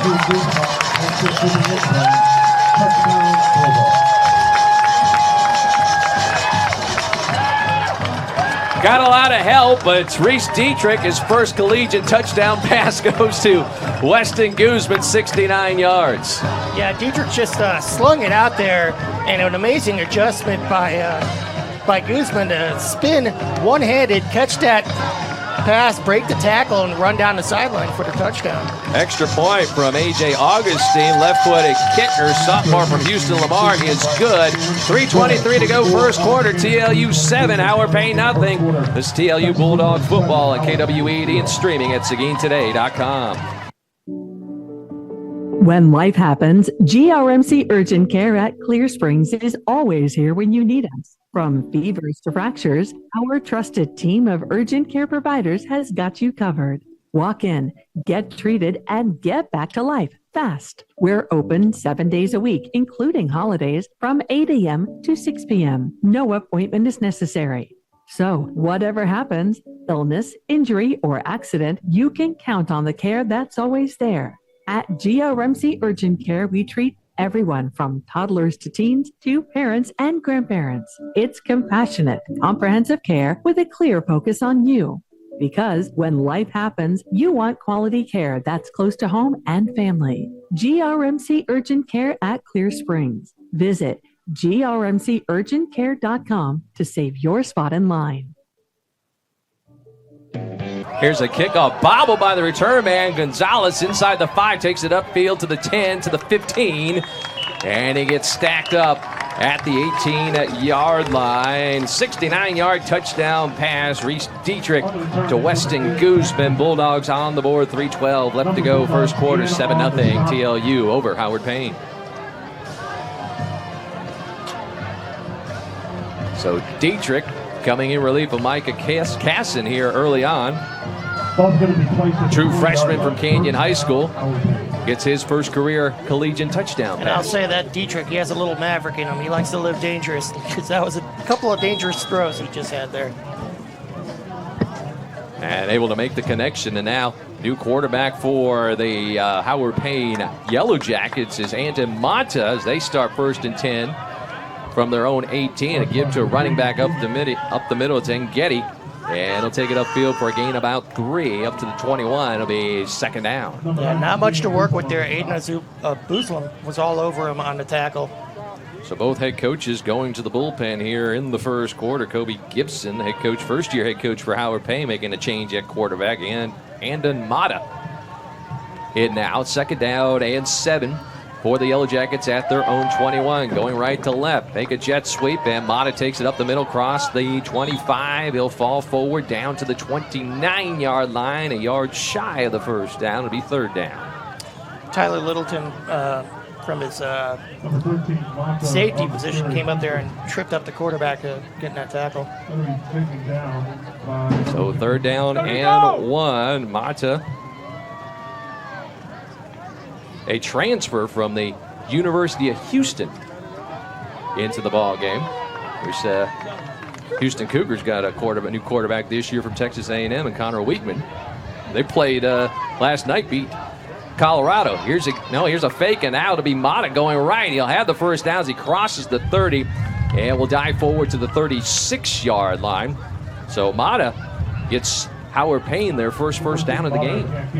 Yeah, it's like mirror images right now. Mata and Dietrich looking the same, running the ball, getting their offensive yards. So first down finally for Howard Payne at the 132 mark. Here in the first quarter, TLU leads it 7-0 on the 69-yard catch and run by Weston Guzman from quarterback Reese Dietrich. 1st and 10 for the Yellow Jackets at their own 36-yard line. And here's the throw in the flat near side, complete to Ngeti. He has it at the 40, across the 45 to midfield, and he gets pushed out of bounds at the 50-yard line. So Bill Ngeti, the running back, gets the swing pass from the quarterback, Andon Mata. And the Yellow Jackets are close to another first down. They'll have it at the 50. Yeah, and they're running quick here, trying to keep the Bulldog defense on their toes. Coming up on a minute to go here in the first quarter. Bulldogs up 7-0. Mata, the quarterback, will give it to Ngeti straight up the middle, and he'll take it across the 50 down to the 47-yard line as he stopped there. And the tackle made by Jared Rogers, a Seguin product, into the ball game. How about that? Yeah, we remember Rogers. Yes, Seguin Matador with the tackle, and it's 2nd down and 8. Rogers lining up at defensive end on the right side. Mata gets the snap here, and a fake give. Now to throw it to the far sideline. It's dropped by his receiver, Ellis Myers. Faked a handoff to his running back, Getty. Held on to the ball, threw it out to the far side, and Myers just dropped it. Yeah, a little bit of a triple option for Mata to hand off up the middle. He had room to run, but he decided at the last second to throw it out to the sideline, but it was dropped. So that'll make it 2nd down and 10 for Howard Payne. We're down to 33 seconds to go in the first quarter. Check it, it's 3rd down and 8 to go for the Yellow Jackets. Play clock under 10 seconds as Mata gets them lined up, working out of the shotgun. And they will jet sweep it towards the far side, getting the handoff and turning the corner inside the 45 as Myers now down the far sideline, cuts inside to the 15, to the 10, to the 5, and he's into the end zone. Touchdown, 48 yards on the run on the jet sweep. Ellis Myers takes it to the house. Got to give it a lot of credit. It looks like number 7, Mateo Hernandez, was out there blocking on the edge, opening that run, and he took 2 Bulldogs out along the way on that block. Really sprung him for the touchdown. So new quarterbacks and 2 long touchdowns for both of these teams. It'll be Osvaldo Gomez to try to tie it up with a point after attempt with 20 seconds to go in the first quarter. And Gomez will punch this one through. We're all tied up. 7-7 TLU and Howard Payne. 20 seconds left first quarter. This is TLU Bulldog Football on KWED and SeguinToday.com. The Kaler Company is a proud sponsor of Texas Lutheran University and the TLU Bulldogs. The Kaler Company provides quality general construction services and fine architectural millwork in Seguin and beyond. The Kaler Company is a name that you can trust. Hi, I'm Steve Kaler. We've been taking care of our customers and their projects since 1954. The Kaler Company wishes the Bulldogs great success on this season. Call the Kaler Company at 830-303-6256. Go, Bulldogs!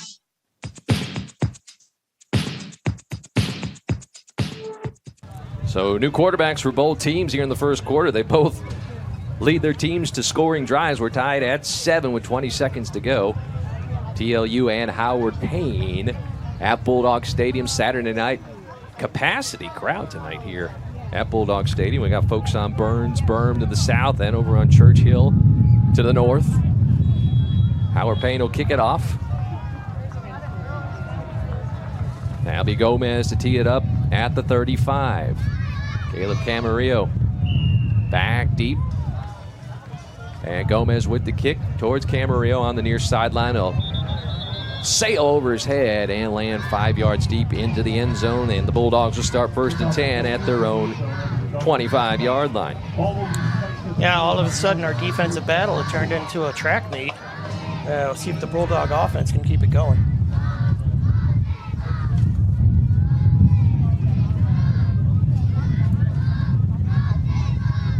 So Reese Dietrich just threw a 69-yard touchdown pass, although most of the work was done by Weston Guzman on the catch and run. Leads the offense out onto the field, 1st and 10 for the Bulldogs at their own 25 with 20 seconds left to go here in the first quarter.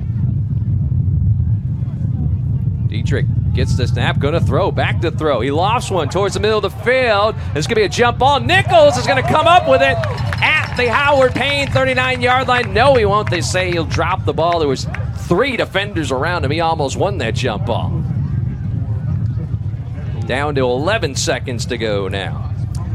Yeah, and if you're listening at home, that sound is the wind picking up, and Dietrich threw that ball 40 yards into a wind in his face. That's why that ball checked up. Oh, the Bulldogs will have the win here in about 11 seconds.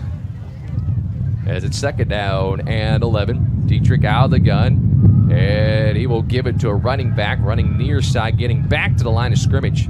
And that's about it. That's Cabrantre Williams, and that should be the last play of the quarter. 7-7 ball game as we head to the second between Howard Payne and TLU. You're listening to TLU Bulldog Football on KWED. Great Clips wonders, what would you do with more minutes? I'd build the most tallest treehouse in the world that touched the clouds. I will make a dinosaur out of tacos. I'd open a zoo of 11,000 monkeys. Glasses out of tacos. I'd probably go to Mars or the moon. I will keep on brainstorming ideas, but that's all I got for now. Save more minutes when you use online check-in to get your haircut at Great Clips. At Davila's Barbecue, we love serving customers at the restaurant, but there are more ways than ever to get your Davila's barbecue favorites. We cater for large and small events.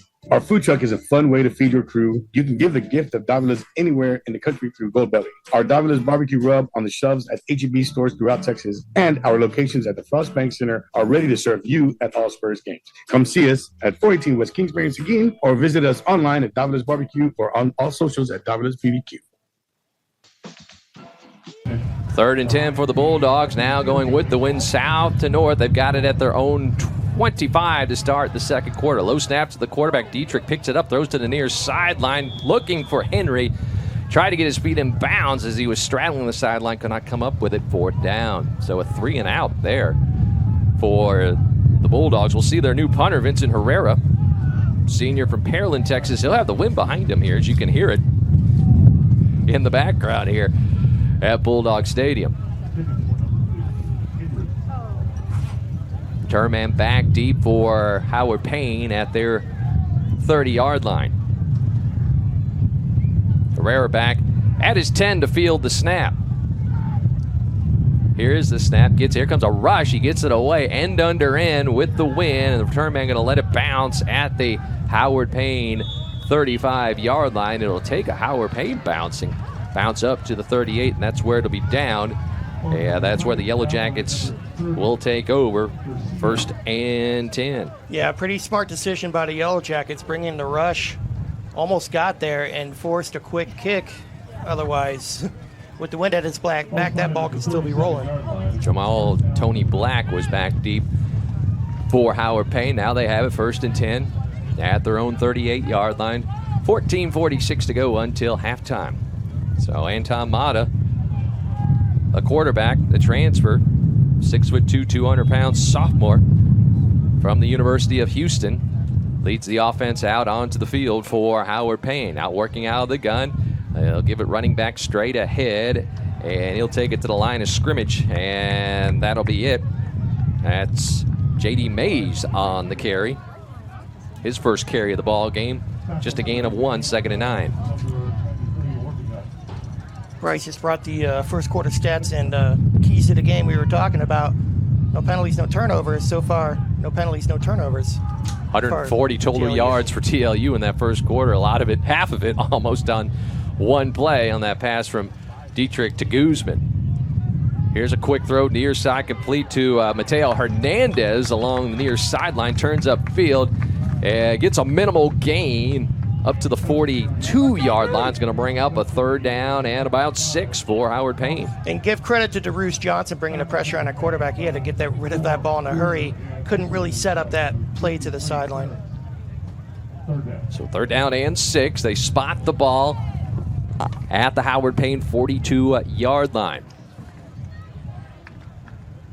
Yellow Jackets in white. The Bulldogs back in black tonight with the gold numbers. 3rd and 6, it's Mata out of the shotgun. Here's a man in motion in front of the quarterback towards the far side. Mata gets the snap, throws towards that direction, and it is caught and tackled right away for a minimal gain. It's going to be 4th down. Yeah, that's looks like it was Eddie Brown, yes. Delivering a hit on the big tight end. Got there as the ball got there. Going to be a gain of 1, but it's going to be 4th down and 5, and it looks like Howard Payne's going to punt the ball away. Yeah, and what you see here is Mata, the sophomore, and Dietrich, the freshman. When you put them in 3rd and long, it's hard for them to really pick up those first downs. Well, young quarterbacks out there. And it'll be Elijah Kobos, the punter, back at his own 30 to field the snap, punting into the wind this time. And Navarro back at the 25-yard line of TLU for the Bulldogs. Here's the snap. Here's a rush, and he gets a spiral, right? Good kick, and Navarro's going to have to go back over the shoulder catch at the 14. Now turns it upfield across the 15, near side 20, 25, 30, and he'll get pushed out of bounds at the 36-yard line. So good job there by Justin Navarro. Had to field that punt over his shoulder and brings it upfield. Yeah, good job catching that, but good job on the blocks by number 24, Tyler Littleton. And Isaiah Bovin, number 50, had some key blocks to spring him to the sideline. And Kobos with a good punt into the wind, but a good return. That spiral cut into the wind, didn't get knocked down. And the Bulldogs start 1st and 10 at their own 36. Now they're going to move the ball up a couple more yards, up to the 38. So 1st and 10 for TLU from their own 38-yard line. So working out of the gun, it's Dietrich. I know we got Casson back into the game, and he will give it to a running back up the middle. Nothing there. That's Guzman on the carry. So Micah Casson, the sophomore from Copper's Cove High School, back into the game as Coach Neil Lehu alternating his quarterbacks between Dietrich and Casson. No gain by Guzman there. It'll be second. Well, maybe a gain of 1, so 2nd and 9. Yeah, it looks like Coach Lehu's giving each quarterback 2 series, swapping back after that. Coach Lehu gets the play in with 18 seconds on the clock. Bulldogs working no huddle with Casson, the quarterback, out of the shotgun. Back to throws. He gets the snap. Here comes pressure. Steps up. Throws near sideline low for Camarillo. At midfield, it'll be 3rd down. Not much room to throw there. The Yellow Jacket defense had that play read. So 3rd and long for the Bulldogs. 7-7 ball game. 11:45 to go until halftime here at Bulldog Stadium. TLU and Howard Payne tonight here on KWED. So glad you could be with us for D3 football action this evening. Capacity crowd, overfill crowd. 3rd down and 9 for the Bulldogs. Here's Casson back to throw out of the shotgun down the middle field. Has the receiver. It dropped. Momentarily had it and then dropped it at the 50-yard line. The intended target looked like that was it Brandon Wells? Brandon Wells drops the ball. Yeah, it was a little bit behind him. It looked like a good throw from Casson. But, yeah, unfortunately, he dropped that pass. So I'll bring up 4th down. Wells, a sophomore from San Antonio Brennan. And now the punt team back out, and it'll be Herrera to field the snap back at the TLU 25. He's got the wind at his back this time. High snap. Here comes a rush. It's blocked. It's blocked. Rolling around at the 25. Picked up by Howard Payne. And the ball carrier will be tackled at the 21-yard line. So the rush got to Herrera. And the block by Howard Payne. They'll have great field position.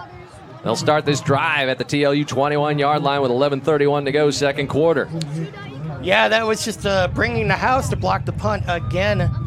And that time they got home, the Yellow Jacket special teams did. And you remember Coach Lehu talking about the kicking game in the interview. It comes back to bite him here. So 1st and 10 for Howard Payne. Let's see who the quarterback is now.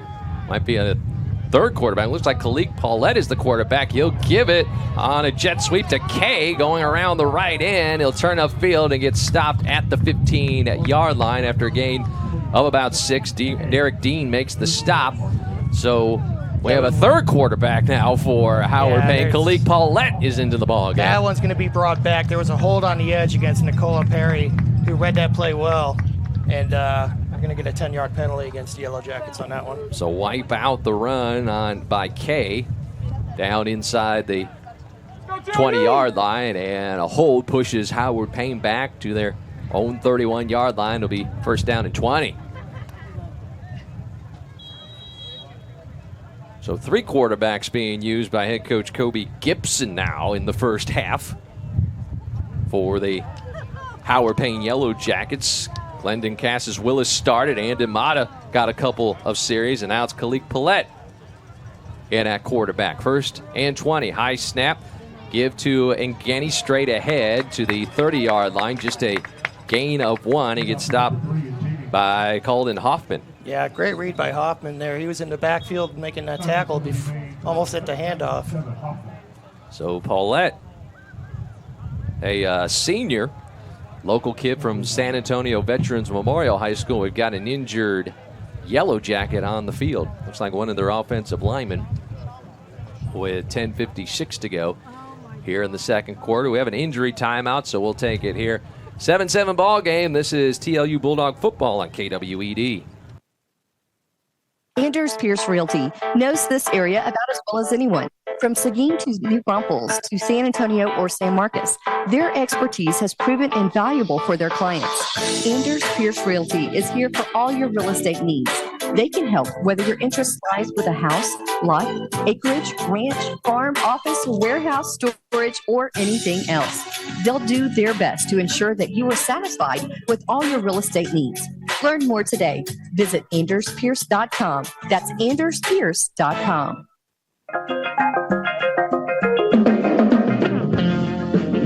So the right tackle, Ben Marin, injured on the play. He gets to his feet. He's going to be helped to the Howard Payne sideline.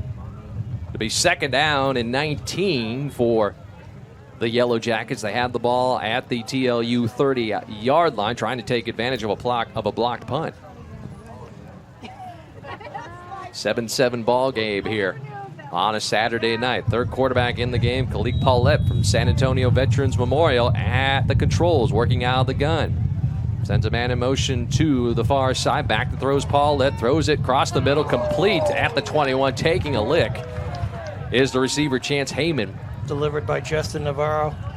Justin Navarro, the safety, makes the stop. And it's going to bring up a 3rd and about 11 for the Yellow Jackets. They have the ball now at the TLU 22. Because they're going into the wind. Field goal from this point would be 39 yards if they don't gain a yard. 20 seconds on the play clock as Paulette and the offense look towards the east sideline for the play. Yellow Jackets in white tonight. White jerseys and pants, and TLU in all black. Paulette lines him up out of the shotgun. And Ganny to his left. Tight formation. And now whistles, and play clock expires, but timeout has been called by Howard Payne. We'll take it as well. 10 minutes to go till halftime. TLU 7, Howard Payne 7. This is TLU Bulldog football on KWED. Taylor Street Farm, a family business in Seguin, Texas, specializes in locally grown trees. Their farm is teeming with native oaks of all kinds, plus cedar elms and desert willows. Ranging from 1 to 30 gallons, they've got trees of all sizes. Each tree is nurtured from locally gathered acorns and seeds that are germinated and grown in their greenhouse until they're ready for transfer. At Taylor Street Farm, they're not just growing trees, they're growing your future green spaces. Visit AylerStreetFarm.com to learn more. Exactly 10 minutes to go, second quarter, 7-7 TLU and Howard Payne. Yellow Jackets using their second timeout. They've got one left. So be Kalik Paulette out of the shotgun, working between the hashes, going north to south into the wind. Gets a snap, fakes a handoff, rolling to his right, has pressure behind him, gets hit as he throws, and the ball's going to land incomplete, out of bounds. Behind the play, looked like it was Caden Hoffman. Hoffman again, yes. Yeah. Getting the pressure on the quarterback, and that's going to bring up a 4th down and 11. Fortunately, we have a flag on the field, I'm seeing. In the backfield, behind the quarterback. Let's see what the referee says. Unsportsmanlike conduct against TLU. That's going to be a 15-yard penalty and a 1st down. Actually half the distance, but still 1st down nonetheless. They'll mark it at the TLU 11. So Howard Payne gets the benefit of a TLU penalty on what would have been a 4th down. And again, penalties like last week haunting the Bulldogs. 1st and 10 now for Howard Payne at the TLU 11. Paulette in the shotgun, moves a wing back from the left side to the right. Gets the snap. And we'll give it. And Ganny's got a hole. He's inside the 5. He'll take it into the end zone for the touchdown. 11 yards on the touchdown run. Bill and Getty broke a tackle at the 6 and crosses the goal line, and Howard Payne has their first lead of the ball game. It's 13-7. Yeah, you're really asking a lot of your defense when the Yellow Jackets starting their possession on the Bulldog half of the field, and that time it didn't work out for them. Took advantage of a block punt, and of course they got a penalty on third and long. Yeah, on sportsmanlike. That led to the touchdown run. And now it's Gomez with the extra point. He punches it through. 9:47 to go, second quarter. Howard Payne 14, TLU 7. It's TLU Bulldog football on KWED. Advanced care for active lifestyles. When it The comes Kaler to Company is a top-notch- proud sponsor of Texas Lutheran University and the TLU Bulldogs. The Kaler Company provides quality general construction services and fine architectural millwork in Seguin and beyond. The Kaler Company is a name that you can trust. Hi, I'm Steve Kaler. We've been taking care of our customers and their projects since 1954. The Kaler Company wishes the Bulldogs great success on this season. Call the Kaler Company at 830-303-6256. Go, Bulldogs! Frequent wonders, what would you do with my minutes? I'd build So 4 plays, only 21 yards, taking 144 off the clock. 11-yard rushing touchdown by Bill and Getty. Extra point good. Howard Payne 14, TLU 7, 9:47 to go, second quarter. So it'll be Gomez to kick off into the wind. Had a couple of touchbacks with the wind. And Camarillo back deep. And this kick towards Camarillo on the far side. He'll field at the 4. Comes towards the center of the field. Crosses the 10 to the 15. Near sideline now. Hops over a defender at the 20 and gets brought down at the 22-yard line. So Bulldogs trailing for the first time tonight. It looked like the Bulldogs were trying to set up a return across the field, and blocking never really set up for Caleb Camarillo. And Elijah Howard was back there deep as well. And we mentioned Camarillo in the pregame. Really haven't heard much from him so far with the passing game. Quarterback is Micah Casson again for his second straight series. We've seen the true freshman from Canyon High School, Reese Dietrich, earlier. He's got a touchdown pass to Dietrich. But Casson will start this drive. 1st and 10 for the Bulldogs at their own 24. It's Casson out of the shotgun. And Weston Guzman is the running back to his right. Gives to Guzman straight ahead across the 25, across the 30. Nearly breaks free. Shoestring tackle brings him down at the 37-yard line. Gain of 13 by the senior. Good job by Guzman finding some room up the middle, getting that running game going. That's what we really want to get going. Get this offense scoring some points. 1st and 10 for the Bulldogs at their own 37, 9:15. Clock is rolling here in the second quarter. 3 wide outs to the right for Casson in the shotgun. 1 to the left. Guzman to his left. Back to throw out of the shotgun. Avoids a rush. Throws it deep downfield and over the head of Levanta Henry at the Howard Payne 40-yard line. That pass just too tall. Henry tried to grab it with one hand. Couldn't do it. Yeah, Casson had to step up in the pocket. Good pickup by Guzman on the blitzer. And I think that step up in the pocket forced an errant throw. Otherwise, that slant was open. So 2nd down and 10 for the Bulldogs at their own 37. Clock is stopped with 9:03 to go. Second quarter. Howard Payne 14, TLU 7. Casson out of the gun. Yeah, this is a draw up the middle. He's looking for a hole, and he's going to get swallowed up behind the line of scrimmage. Quarterback keeper. Casson loses 2 back at the 35. Maybe might have got a little greedy there, tried to bounce that outside for extra yards when he had a few up the middle. Cost him a couple yards. That'll bring up a 3rd and long, 3rd and 11 for the Bulldogs. They'll say the quarterback lost a yard there as they mark the ball at the 36-yard line. Dominic Castellanos is checked into the ball game. Marion High School product. He's going to line up in the slot to the right side. There's 3 wide receivers there on the right side. 1 to the left. Casson's out of the shotgun. Play clock down to 5 seconds. He gets the snap, back to throw. Here comes a rush.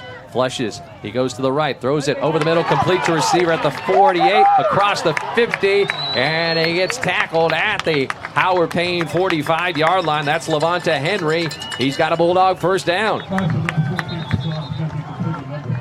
And now whistles, and play is stopped here momentarily. 7:59 to go. They move the chains. 1st and 10 for the Bulldogs into Howard Payne territory at the Yellow Jacket 45-yard line. Casson brings them to the line. Out of the gun. Give Guzman straight ahead. Runs. Oh, bounces it outside. Takes it inside the 40 and gets tackled at the 36. Went up the middle. There was nothing there. And then the track star Guzman just ran outside and picked up about 8 yards. Yeah, I tell you, Guzman is dangerous once you get him smoking space. He could keep running forever. Kind of got lost there, but then found some daylight on the edge. Gain of officially 7 yards. It'll be 2nd down and 3 as they spot the ball at the Howard Payne 43-yard line. Or I should say 38-yard line. And now it's a play fake and going right with the football. It's the quarterback Casson. He only gets back to the line of scrimmage. No gains. 3rd down now and 3 for the Bulldogs at the Howard Payne 38. Clock is running. 7:05 and counting to go until halftime. 14-7. Howard Payne out in front. Capacity crowd here tonight. Fans on Church Hill to the north and on Burns Berm to the right. And a good contingent across the way from Brownwood on the Howard Payne side as well. 3rd and short now. 3rd down and 3. Snap back to Casson. Here comes pressure. Throw it far sideline. And not looking for the ball was Levante Henry. It's thrown behind him, incomplete. Yeah, maybe a little bit of miscommunication or a rush throw there from Casson. The Bulldogs in this situation where they might as well go for it. Kind of like a no man's land. 4th and 4 at the Howard Payne 38. They do have the wind at their back. It would be a 55-yarder from here, though. But the offense staying on the field. Coach Lehu going to send in some late substitutions. Chris Taylor, the big tight end, going to come in. Castellanos going to check out. Down to 10 seconds on the play clock. Bulldogs got to hurry here. Down to 8 seconds.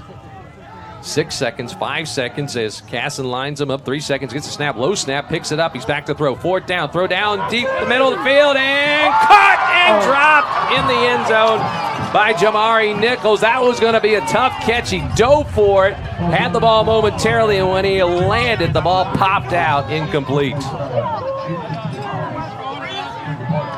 So the Bulldogs turn it over on downs. Almost had a great effort by Nichols, but, I mean, you got to think the wind had a little to play in that because that ball drifted past his outstretched arms. Yeah, he laid out for that one, did Nichols, in the end zone, but when he came down, the ball squirted out. And now Howard Payne will take it over 1st and 10 at their own 38 as you listen to Bulldog football on KWED Seguin. Let's see who the quarterback is here. Looks like it's going to be Paulette staying in the ball game. He'll take the snap out of the shotgun. He'll play fake and go around the left side across the 40, the 45, across the 50, and he gets dropped at the TLU 48. Kalik Paulette Sr. has got some speed around the corner there for Howard Payne. Yeah, picked up a pretty good block there from number 4. And now they try to hurry up here. They snap the ball, and Coach Neil Lehu calls a quick timeout with 6:09 to go. 14-7, Howard Payne, as we've passed the halfway point in the second quarter. We'll take a timeout as well. It's TLU Bulldog football on KWED. At Davila's Barbecue, we love serving customers at the restaurant, but there are more ways than ever to get your Davila's Barbecue favorites. We cater for large and small events. Our food truck is a fun way to feed your crew. You can give the gift of Davila's anywhere in the country through Gold Belly. Our Davila's Barbecue rub on the shelves at H-E-B stores throughout Texas, and our locations at the Frost Bank Center are ready to serve you at all Spurs games. Come see us at 418 West Kingsbury in Seguin, or visit us online at Davila's Barbecue or on all socials at Davila's BBQ. So both teams down to one timeout to go here in the half as the Bulldogs use one there. 1st and 10 for Howard Payne. They have it at their own 49-yard line. Paulette out of the shotgun. Gets a snap, running back give, up the middle, nothing there. Coming in and making the play, Nicola Powery for the Bulldogs. Stops the running back for a loss of a yard on the play. Yeah, Payne and Ortega were there and gave the running back no room to go. He just had to go down. That was J.D. Mays on the carry. Clock rolling, 5:45 to go until halftime. Howard Payne 14 and TLU 7. Second down and 11 for the Yellow Jackets. They have the ball at their own 47-yard line. Paulette out of the gun. Gets the snap. Looking to throw, setting up a screen as a tight end at midfield. He'll fall forward inside TLU territory down to the 43-yard line. Making the reception and running with the ball is Derek Jackson. Let's go, D! And it'll be third down. Hurry up offense. 3rd and 4. Now quick throw towards the far sideline, complete, and taking it upfield and getting tackled is Ellis Myers, short of the first down. It'll be 4th down. Nice job by Merrick Square over there fighting off his block and making some contact with the receiver. 4th down, and the Yellow Jackets going hurry up here. 4th and 4 as they line everybody up. Now they'll slow things down, and Paulette will look toward the far sideline. 20 seconds on the play clock.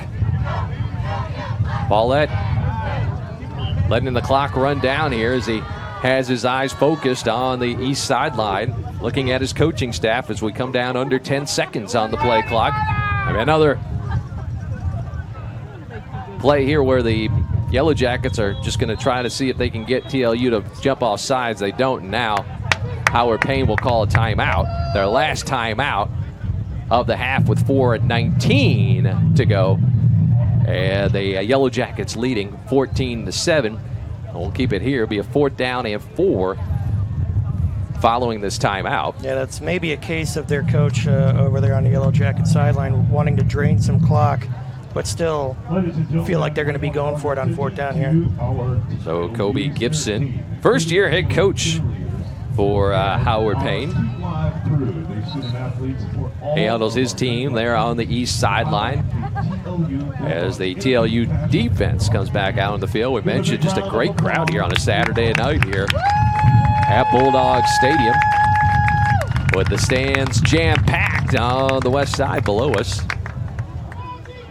And fans spilling over to Burns Berm and Churchill on each side. So 4th and 4 out of the timeout. Howard Payne going to go for it. It's Paulette out of the shotgun. Empty backfield. Gets the snap.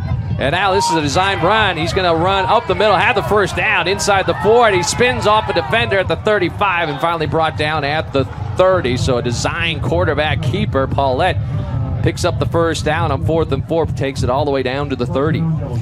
Yeah, Paulette squeezed through a gap and found some room to get that running. He saw that there was nobody up the middle to stop him. So 1st and 10 at the 30. And Paulette working out of the gun. Flings it towards the far sideline, complete, and getting hit at the 26-yard line is Ryan Gonzalez.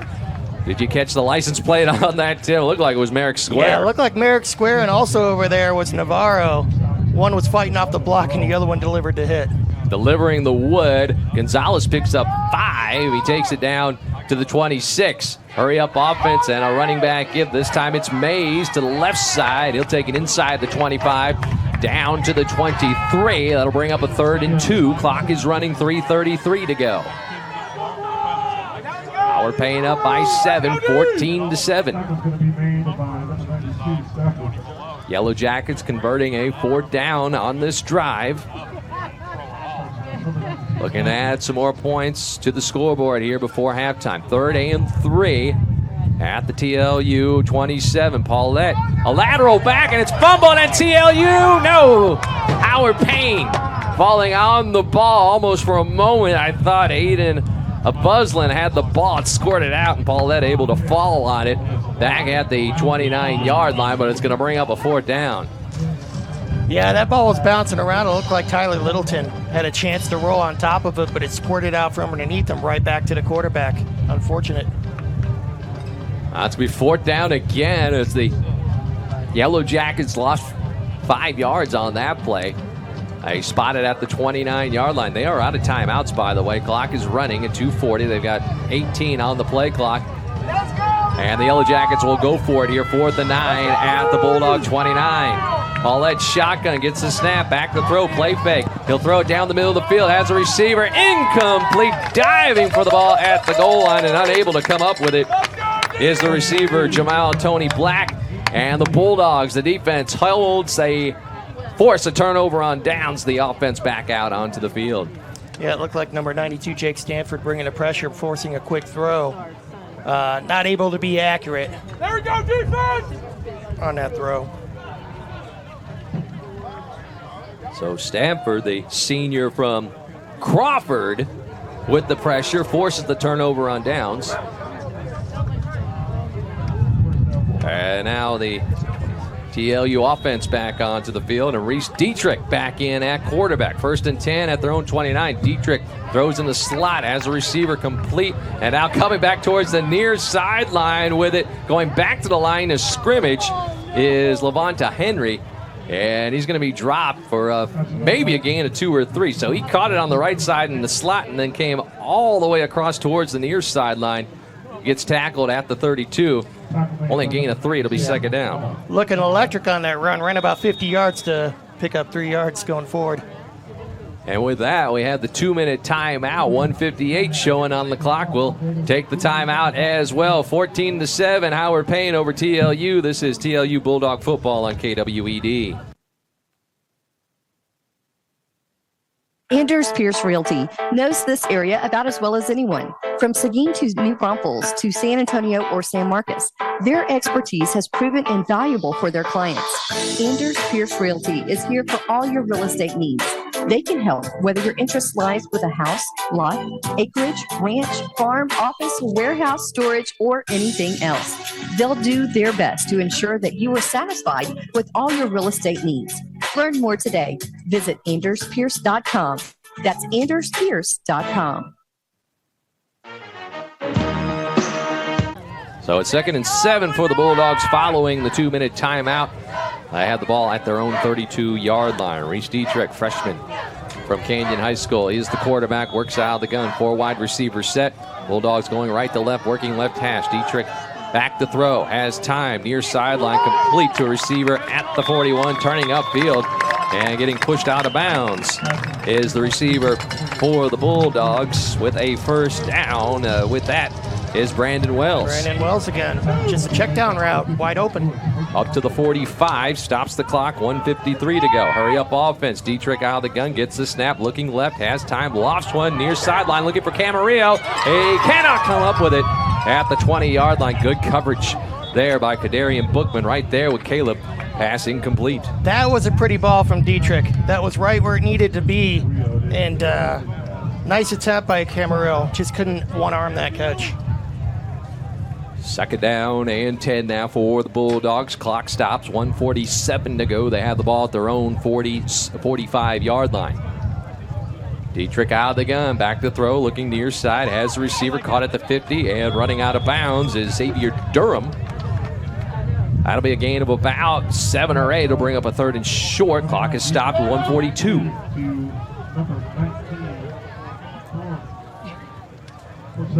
Line up real quick. Here comes pressure. Offsides. This could be a free play. Now they blow it dead. Bulldogs are going to have a first down as someone jumped across the line of scrimmage for Howard Payne on the right side. So the call is indeed offsides against Howard Payne, giving the Bulldogs a first down. 1:42 to go. Unfortunately, the officials decided to stop that play, but it looked like the man that was offside had stopped running. Probably should have let that play go. And they have blown the whistle, but they move the ball now down to the Howard Payne 42-yard line. Dietrich in the gun. Guzman is his running back to his left. Dietrich to throw. Here comes pressure. Now he's going to take off, takes it inside the 40 and gets stopped at the 39. Gain of only about 2. Clock is running, 1:30 to go. Bulldogs have 1 timeout left. Yeah, they were trying to develop something deep to Camarillo there, but he was covered, and a smart decision by Dietrich to just tuck and run. 4 wide outs here. Durham and Wells here on the left. You got Castellanos and Nichols there on the right. Clock down to 1:13, and it's Dietrich in the shotgun. Offsides again. Could be a free play as he gets the snap. He'll throw for Nichols. Far sideline. A lot of hand fighting. Nichols dives for the ball. Can't come up with it. They call it incomplete. But Howard Payne offsides on the play. The Bulldogs will get 5 yards. Some of the fans here in the stands thought that might have been pass interference. Yeah, I agree with them. That was a little bit too much pushing. They're letting that go in this game, but that looked like a little bit much because that ball was up in the air for a while. Another nice throw by Dietrich, putting it where it needed to be. But unfortunately, Nichols couldn't adjust for the catch because of the interference. That wasn't called. So it'll be a 5-yard penalty. They move it now to the 35-yard line of Howard Payne. Second down and short, 2nd and 3. Dietrich in the gun, 4 wide receivers set. And now Dietrich will look over here toward the near sideline, shout some instructions as he steps up. And now back in the gun. Gets the snap, back to throw. Dietrich towards the far sideline, and this pass out of bounds, looking for Levante Henry down around the 10-yard line. Incomplete. It'll be 3rd and 3, 56 seconds left in the half. So from here, it's a 52-yard attempt.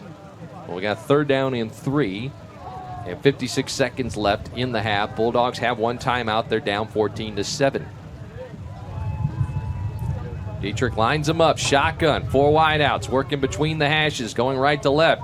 Dietrich gets the shotgun snap. He'll throw it towards the far sideline. It's over the head of Henry into the sideline. Incomplete, 4th down.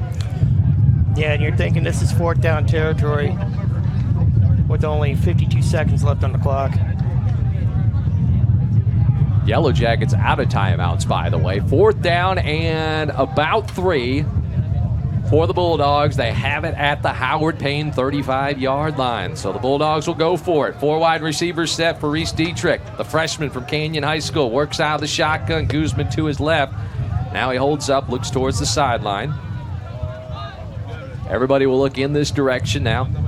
Dietrich will shout out instructions as he readies for the snap. Gets it. Back to throw. Looking left. Has the receiver caught. First down. Out of bounds with the reception is Wells inside the 30. They move the stick. Stop the clock with 48 seconds to go. Yeah, credit Wells for running some nice routes on the left edge over there. He seems to always be open for Dietrich. Working there on the slot on the left side. 1st and 10 for the Bulldogs. They place the ball at the Howard Payne 28. Here's Dietrich back to throw. Lofts one into the end zone near sideline. Camarillo there. He does not make the catch. Thought he had it. But that ball found the turf, incomplete. Yeah, that was just a good defensive play by Caleb Tate, knocking that ball free. Another one that was in and out of the hands of the Bulldogs receiver. Seen that a lot this half. Looked like Caleb had it, but somehow found the turf. It's 2nd down and 10. They're now down to 41 seconds to go in the half. Bulldogs with it at the Howard Payne 28-yard line. Reese Dietrich out of the gun. 4 wide receivers again. Now he's rolling right as he gets the snap. He'll throw far sideline. This pass picked off. Jumping the route is Campbell, and he's going the other way. Across the 45 to the 50. Has a caravan of blockers, and he's finally brought down at the TLU 42-yard line. Ryan Campbell, the cornerback, stepped in front of Levante Henry, intercepts the pass, goes in the other direction, and now Howard Payne has 29 seconds to work with here. Actually going to move the ball back. It looks like there was a flag down on the return. Now there's a flag down along the far sideline, so they're going to move the ball back on the other side of the 50 here and place it at the Howard Payne 25-yard line. But Ryan Campbell, the safety with the interception, gets the turnover for Howard Payne. So down to 29 seconds to go, and didn't see what the penalty was, but the ball is being spotted at the Howard Payne 25-yard line. Yellow Jackets out of timeouts here. And the Bulldogs only have 1 left, so not much they can really do here. Howard Payne leading 14-7, but that scoring opportunity wiped out there on the interception. So Dietrich has a touchdown pass in the half, and there's his first interception. Now 1st and 10 for Howard Payne, and here's a quarterback draw. The shotgun by the quarterback, Paulette. He takes it straight ahead across the 30, And he stopped there, and the Yellow Jackets don't have to run another play. We're down under 20 seconds to go in the half.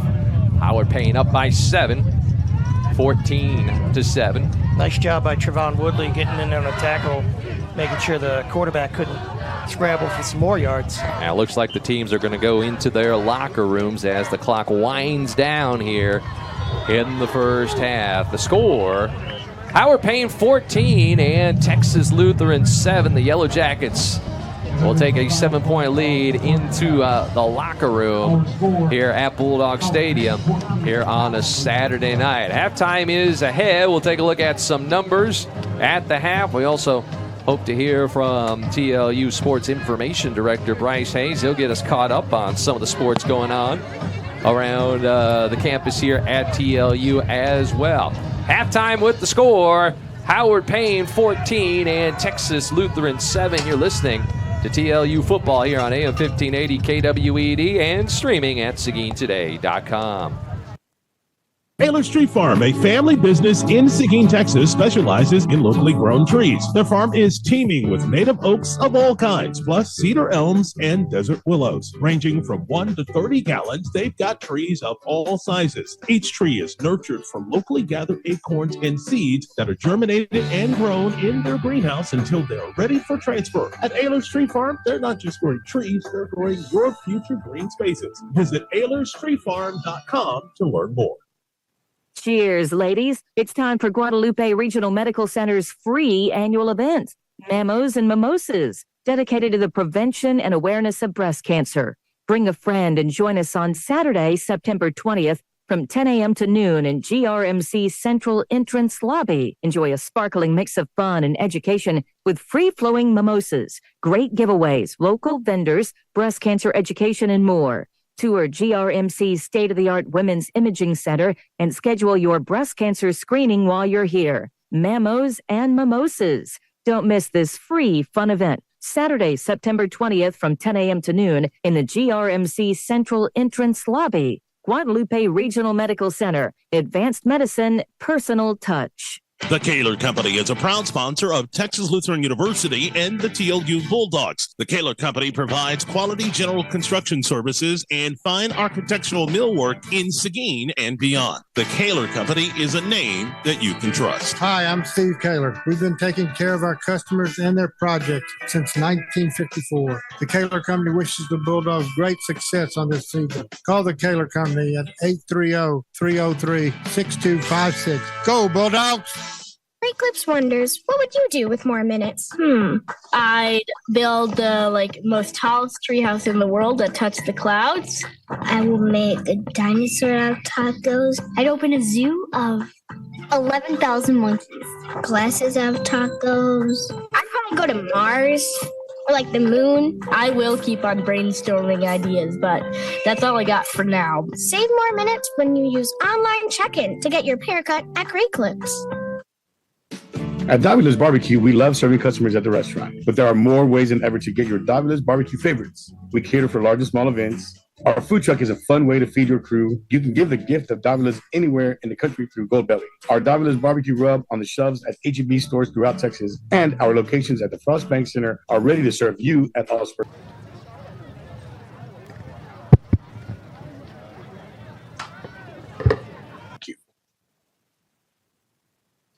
Anders Pierce Realty knows this area about as well as anyone. From Seguin to New Braunfels to San Antonio or San Marcos, their expertise has proven invaluable for their clients. Anders Pierce Realty is here for all your real estate needs.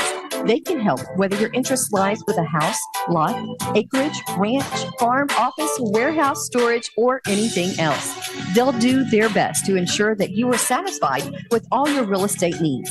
Learn more today. Visit AndersPierce.com. That's AndersPierce.com. Halftime here at Bulldog Stadium. The Howard Payne Yellow Jackets 14 and the Texas Lutheran Bulldogs 7. Chris Austin along with Tim Ormston here on a Saturday night on the campus of Texas Lutheran University. Bulldogs went out in front at the beginning of this ball game, scored on a 69-yard touchdown pass from quarterback Reese Dietrich to running back Weston Guzman. Weston did most of the work on that. First career touchdown pass for Dietrich, the Canyon High School grad. That happened at the 3:23 mark in the first quarter. Put the Bulldogs out in front 7-0. Later on in the quarter, with about 20 seconds to go, the Howard Payne Yellow Jackets would answer. It'd be a 48-yard touchdown run by the running back, Ellis Myers. Extra point was good. Game tied at 7 apiece. One score there in the second quarter. It was a 11-yard touchdown run by Bill Ngeni that put the Yellow Jackets up 14-7. That happened following a block punt by the Yellow Jackets special teams, and that's the score here at the half. It's Howard Payne 14 and Texas Lutheran 7. Tim, your thoughts on the first half before we take a look at some of the numbers here? Well, yeah, I wonder what Kendrick Marshall's doing, the special teams coach for TLU, because we talked about the kicking game. You talked about the kicking game with Coach Lehu, and that block punt turned out to be the difference so far in the game that led to a touchdown. But other than that, I like what I'm seeing from the defense. They've had a lot of short fields, but they are making stops. They are making plays.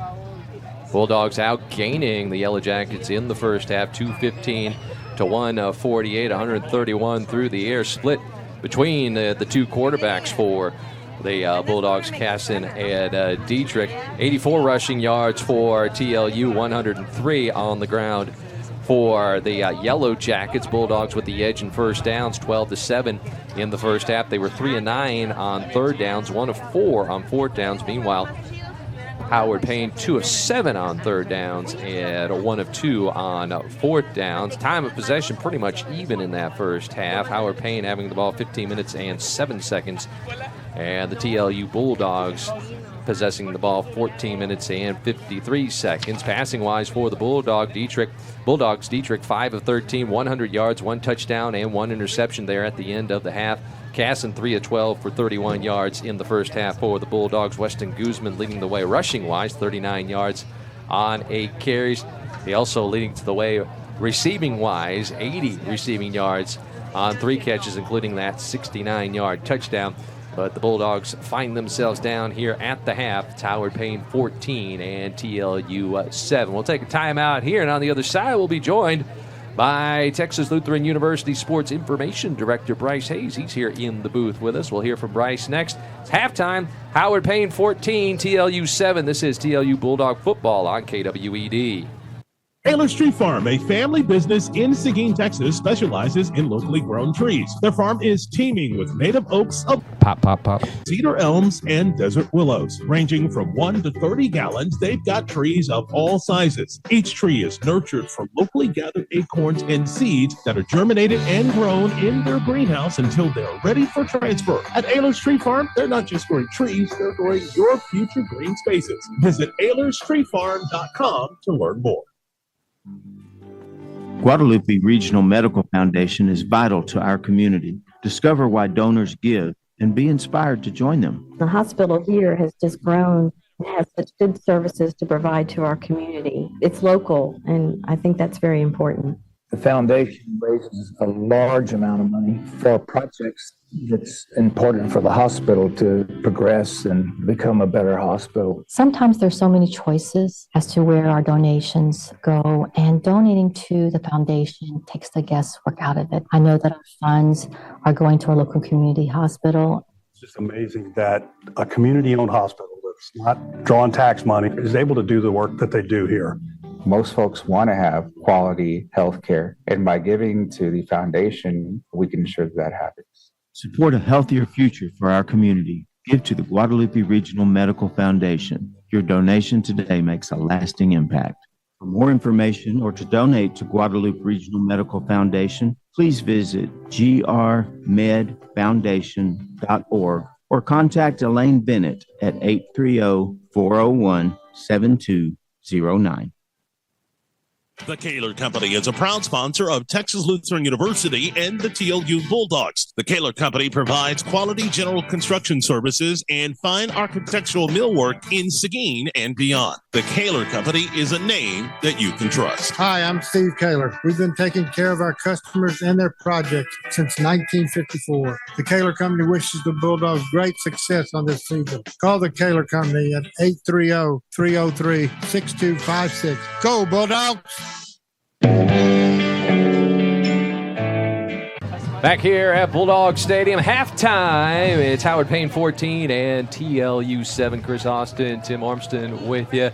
And we're joined now by Texas Lutheran Sports Information Director Bryce Hayes. He joins us here in the booth at halftime. First off, got to say thanks for bringing that Davola's barbecue up to us here before the game. I know you got a chance. I got to take care of my people, man. Got to take care of the people. Well, thanks to Davola's too for bringing the As barbecue. always, the official barbecue sponsor of Texas Lutheran and the Texas Lutheran Press Box. Always coming through and helping us out on game day. It's always appreciated. It's always appreciated whenever we get Davola's barbecue here at TL. You always look forward to that. We look forward to the football game. And your thoughts, Bryce, on the first half for the Bulldogs? I mean, it looks like two teams that are still trying to figure themselves out early in the season. Obviously, you get two teams playing multiple quarterbacks. That means there hadn't been an official decision made on who is the guy. I mean, obviously, TLU put in a situation they weren't expecting going into the season with Caden getting hurt last week. Obviously, prayers to him.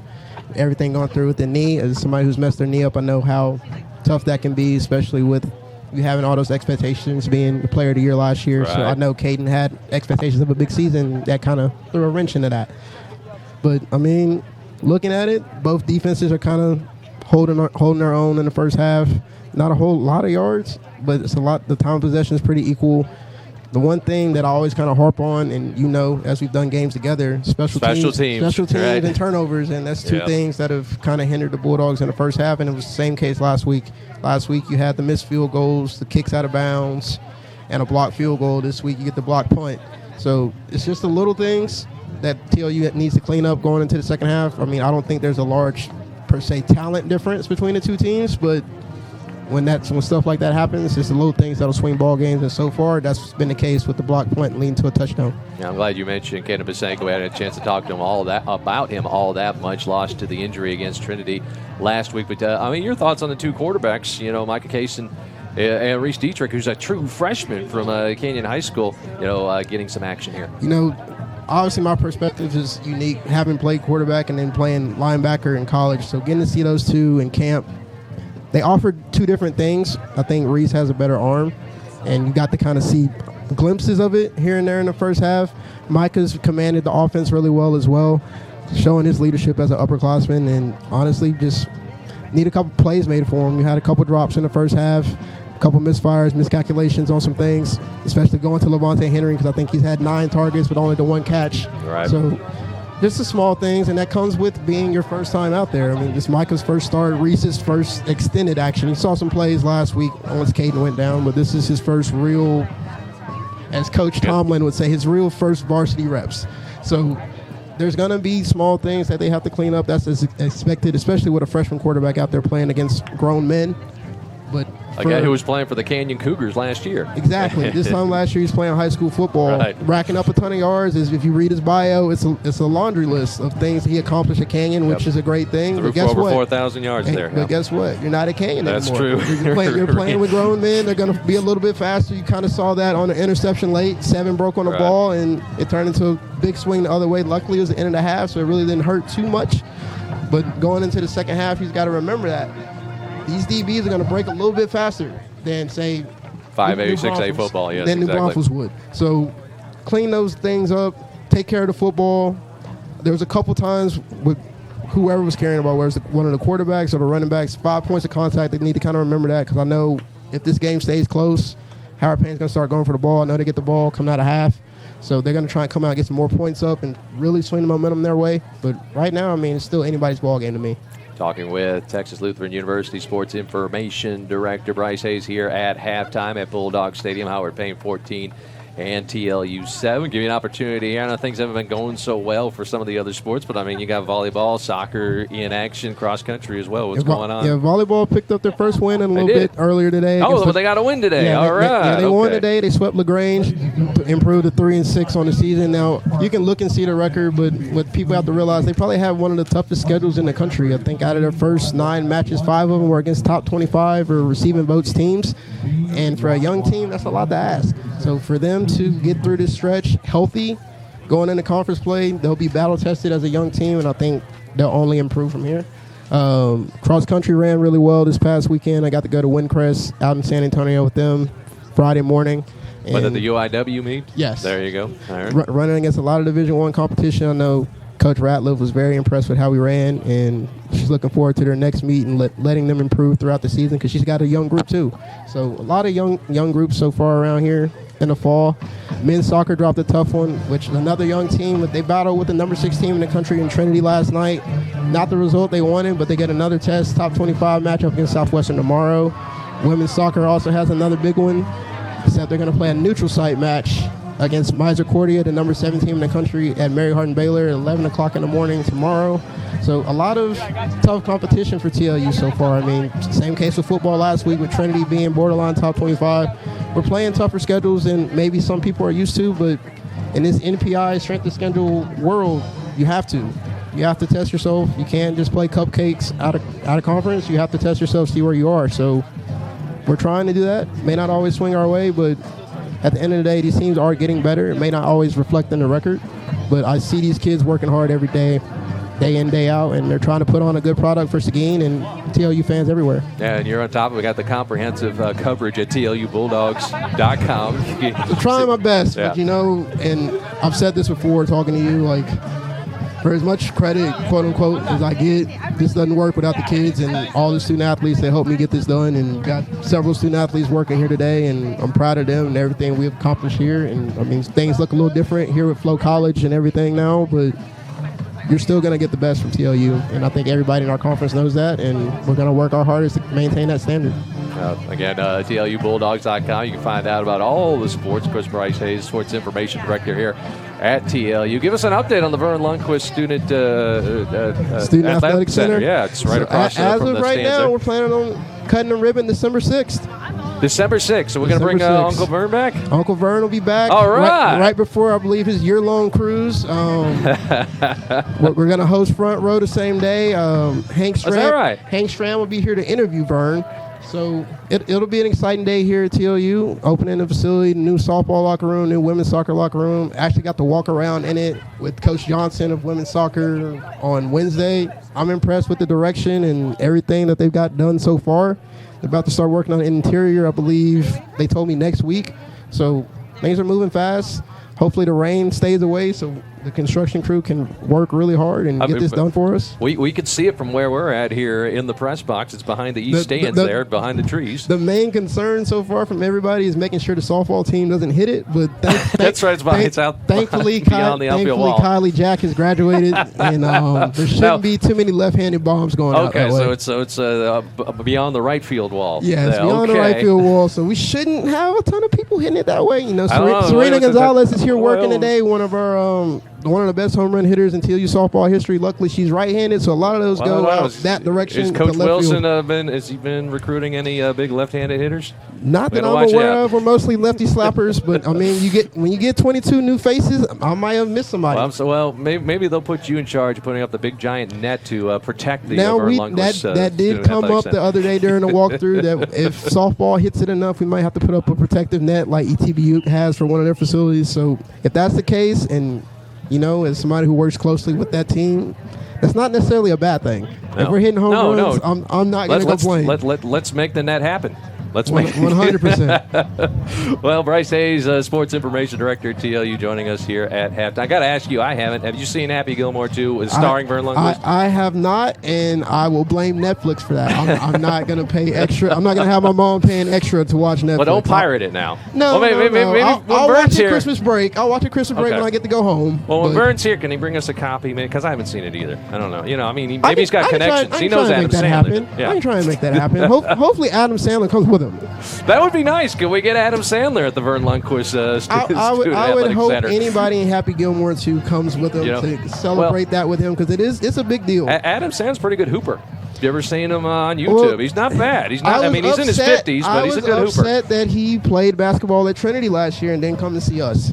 So well, now we've got the Vern Lundquist Student Athletic Center. He's got to come see that. Maybe try at the gym. Well, I doubt he's listening on Flow College, but if he is, I think I got enough pull to say, hey, there's an open invitation. Just reach out, Adam, and we'll let you play basketball all day. Well, Vern Lundquist just said, get Vern to talk to Adam. Come on by. I mean, we can nudge that direction. Okay, all right, let's do it. I think we can. All right. Well, thoughts before we go to the second half here, Bryce? I mean, you know me well enough. Take care of the football. Yeah. Be careful on special teams. Limit the explosive plays, which, I mean, that's kind of been the whole game. Explosive plays, that's really every point that's on the scoreboard is explosive plays. Weston Guzman, explosive first half. Weston's some explosive more play, yeah. And I mean the reverse that led the points for Howard Payne. That's really been the story of the ball game. So limit those, limit special teams mistakes, limit turnovers, and that'll dictate who finishes this game out on top. Bryce Hayes, Sports Information Director here at Texas Lutheran University. Check out all the articles, pictures, videos, TikTok on X, Facebook, all that stuff. Everything you can think of. You want to make sure you see 2 Live U any chance you can. Okay, all right. Well, Bryce, thanks for your time. Enjoy the second half. Yes, sir. Pups up. Let's go. And pups up. Let's go Bulldogs. That is Bryce Hayes, Sports Information Director here at Texas Lutheran University, joining us here at the half, moments away from the second half kickoff here at Bulldog Stadium. The score is Howard Payne 14 and TLU 7. We'll take a timeout and get you ready for the second half kickoff. Next, you're listening to TLU Bulldog Football on AM 1580 KWED and streaming at SeguinToday.com. Lips wonders, what would you do with more minutes? I'd build the most tallest treehouse in the world that touched the clouds. I will make a dinosaur out of tacos. I'd open a zoo of 11,000 monkeys. Glasses have tacos. I'd probably go to Mars or the moon. I will keep on brainstorming ideas, but that's all I got for now. Save more minutes when you use online check-in to get your haircut at Great Clips.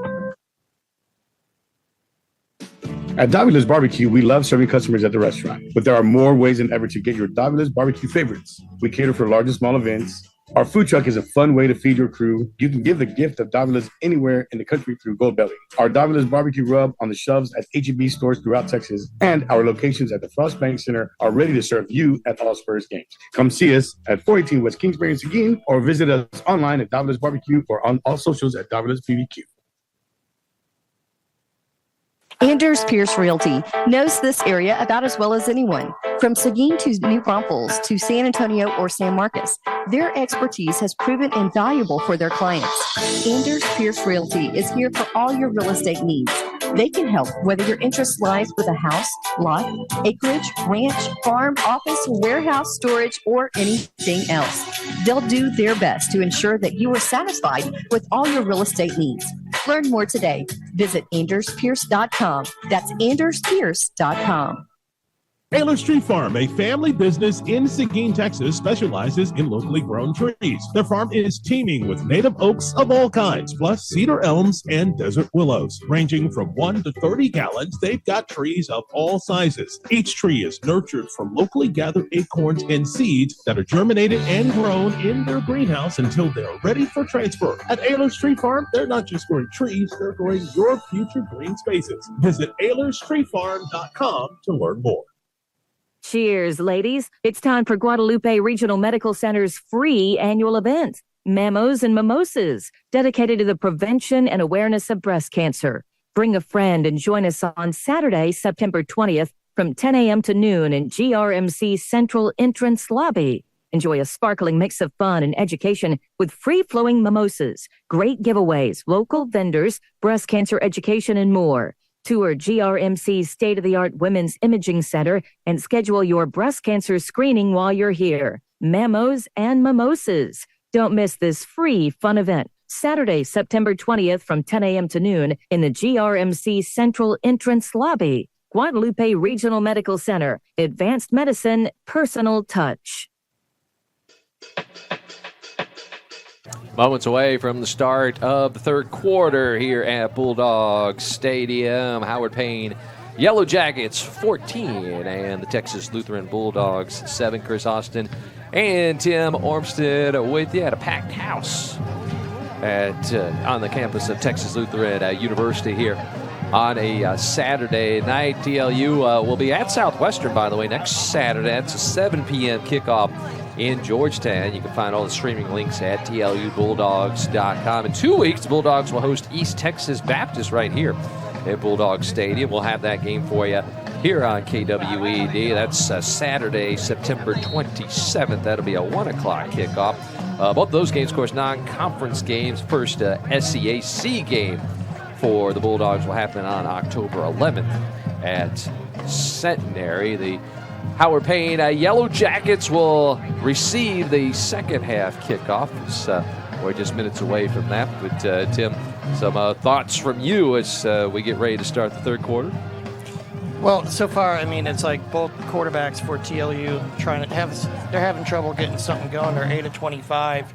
The big play to 69-yard touchdown is pretty much the most they have going for them. They're trying to work that deep ball to Camarillo and Henry.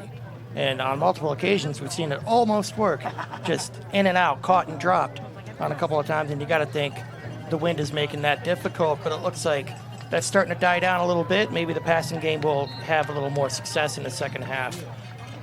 Now, Bulldogs almost getting that long touchdown pass to Henry in the end zone. He laid out for one, had the ball momentarily, but when he landed the ball, squirted out as a fourth down play.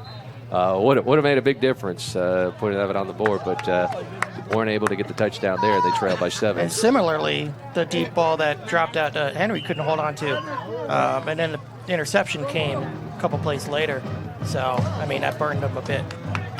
So teams are out of the locker rooms, ready to start things here in the second half. Bulldogs here on the west side, the home side. Big crowd here today. In their black uniforms, black jerseys, black pants with the gold numbers, the black helmets, of course. And there on the east sidelines, you have the Howard Payne Yellow Jackets, white on white, white jerseys, white pants, and gold helmets. 30 minutes to go in this one. And it's Howard Payne 14 and Texas Lutheran 7, Division III. NCAA football here on a Saturday night in Seguin, Texas. So glad you could be with us here on AM 1580 KWED and online streaming at SeguinToday.com. So the Bulldogs will kick it off to start the second half. They will defend the south end zone. You mentioned, Tim, wind's starting to die down here out of the south. Maybe about 5 to 10 miles per hour. Sunset. Lights are on. Saturday Night Lights. We had Friday Night Lights. Had a good one last night in El Campo with the Seguin Matadors winning their game against Brazos. Well, we've mentioned a couple of Matadors here tonight with Jalen Mickles and Jared Rogers playing now college ball in Seguin. So the Bulldogs will kick it off. Be Augustine to tee it up at the 35. He'll have a slight wind at his back. Gets an 8-yard head start. And the kick is in the air. This is a deep kick and a fair catch is called for, but the return man back there will let it bounce in the end zone. That's Jamel Tony Blank, and that's a touchback, 1st and 10 for Howard Payne at their own 25-yard line. Howard Payne used 3 quarterbacks in the first half. Glendon Cassis Willis, Kalik Paulette, and Andon Mata. Let's see who gets the start here in the second half for first-year head coach Kobe Gibson. Yeah, I don't know if Coach Lehu had plans to use a third quarterback, but I think that's Logan Rodriguez, number 12, over there warming up his arm, seeing if he can get some action in this game. Well, Bulldogs have used 2 so far. I'm looking over. It looks like Paulette is going to get the start here for Howard Payne to start the third quarter. He'll take the snap and play fake it, throw it to the far sideline, and the receiver gets away. That's Hernandez down the far sideline, takes it across the 30 to 35. And he's pushed out of bounds. Broke a tackle at the line of scrimmage. And Hernandez darts down the sidelines, gets a first down. You know, it's Merrick Square over there getting the first shot at him. But receivers got away from him. I mark it at the 35. 10-yard game, 1st and 10. Here's the quarterback, Paulette, following a blocker over the left side. Takes it across the line of scrimmage and only picked up maybe a yard. So second down and officially 8. They'll say a gain of 2 for Paulette as the Yellow Jackets work at tempo. Bill Ngeni is the running back. He will get the call. They're going right. He'll take it across the 40. Breaking tackle. Still on his feet across the 45. He's finally brought down at the 47-yard line. He has a first down for the Yellow Jackets. Justin Navarro makes the stop for the Bulldogs. Yeah, defense coming out a little slow. They're not really woke up yet in the second half. A lot of missed tackling going on. Yellow Jackets over 100 yards rushing in the first half. And Ngani had 48 at halftime. They're getting things done on the ground. They had one swing pass to start this drive, and now they move the ball up to their own 47-yard line. Paulette out of the gun. And he'll give it to Ngeti coming towards the near sideline. Defense trying to string it out. They will push him out of bounds for no gain. Good job by all the black shirts there. Yeah, initially met by Rodney Walton, number 38. Forced him all the way to the sideline. So a gain of 1. And it'll be second down and 9 for Howard Payne. Walton again making the play for the Bulldogs. And the Yellow Jackets working no huddle.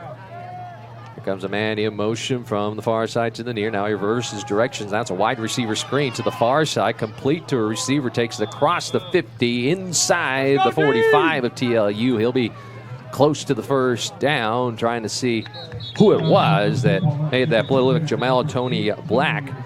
And we have an official timeout. Looks like an injured player for the Yellow Jackets. Coming off the field, looks like that's Ryan Gonzalez, the wide receiver. Yellow Jackets short of the first down. Gonzalez hops off the field on one leg. He'll go to the bench, be looked at by the trainers. It's going to be a 3rd and 1 now for Howard Payne. They mark the ball at the TLU 44-yard line. Paulette working out of the shotgun with Ngeni to his left. Tight formation here. Paulette gets the snap, fakes a handoff, now go around the left end. He picks up the first down. He's forced out of bounds at the TLU 40-yard line. A 3rd and 3, picks up 5. You got to wonder if the Howard Payne's going to be sticking with Mata or going back to Mata or sticking with Paulette. Similar stats from both of them in the throwing in the first half, but it feel like Paulette brings a little bit more to legs. Yeah, he's got 25 yards on 6 carries. Picked up a first down there on 3rd and 3. It's 1st and 10 for the Yellow Jackets. They have the ball at the TLU 40-yard line. First drive of the second half, down to 12 to go. Third quarter. Yellow Jackets in front 14-7. Paulette out of the gun, play fake. He throws it in the flat. This ball deflected, incomplete at the line of scrimmage. Defender got in there, knocked the ball, deflected that ball, and it flutters incomplete. That's number 38, Rodney Walton, getting there at the quarterback, forcing the throw. So Walton with the play makes it second down and 10. Clock stops with 12:02 to go here in the third quarter.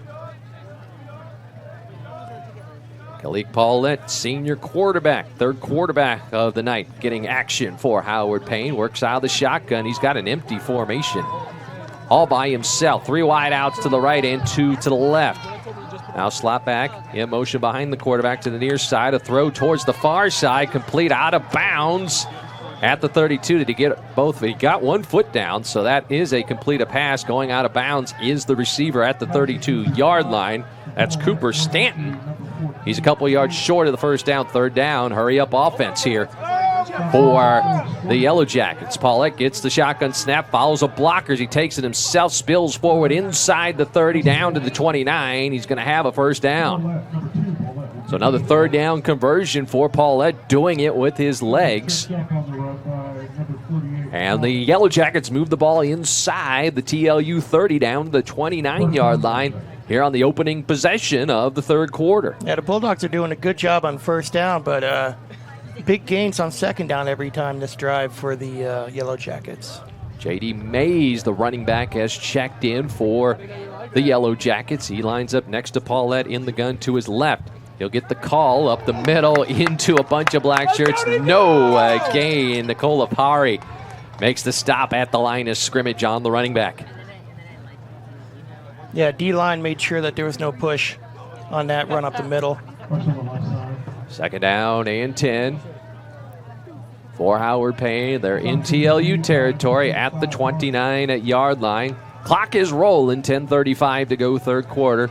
Howard Payne 14, TLU 7. Paulette out of the gun with Mays to his right, 2 wideouts to the right, 1 to the left. Yellow Jackets going left to right. Here's a man in motion towards the near sideline. Movement along the line. And they're going to push the Yellow Jackets back 5 yards here. And you're seeing it once again. Yellow Jackets are working themselves into a 2nd and long. That moves them behind the sticks. Second down and 10 turns into a 2nd down and 15. Ball spotted at the TLU 34-yard line.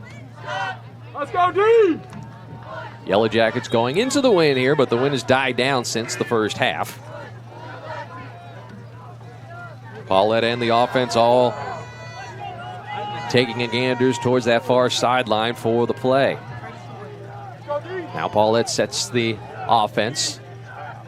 Shifts his running back to his right. Now we'll send him in motion to the far side. Now Paulette takes the snap, steps up in the pocket, throws across the middle, complete to receiver at the 20. Tackled from behind, but taking it down to the 15-yard line is Chance Heyman with a first down. Good job by Paulette buying some time and finding the open receiver down the middle of the field.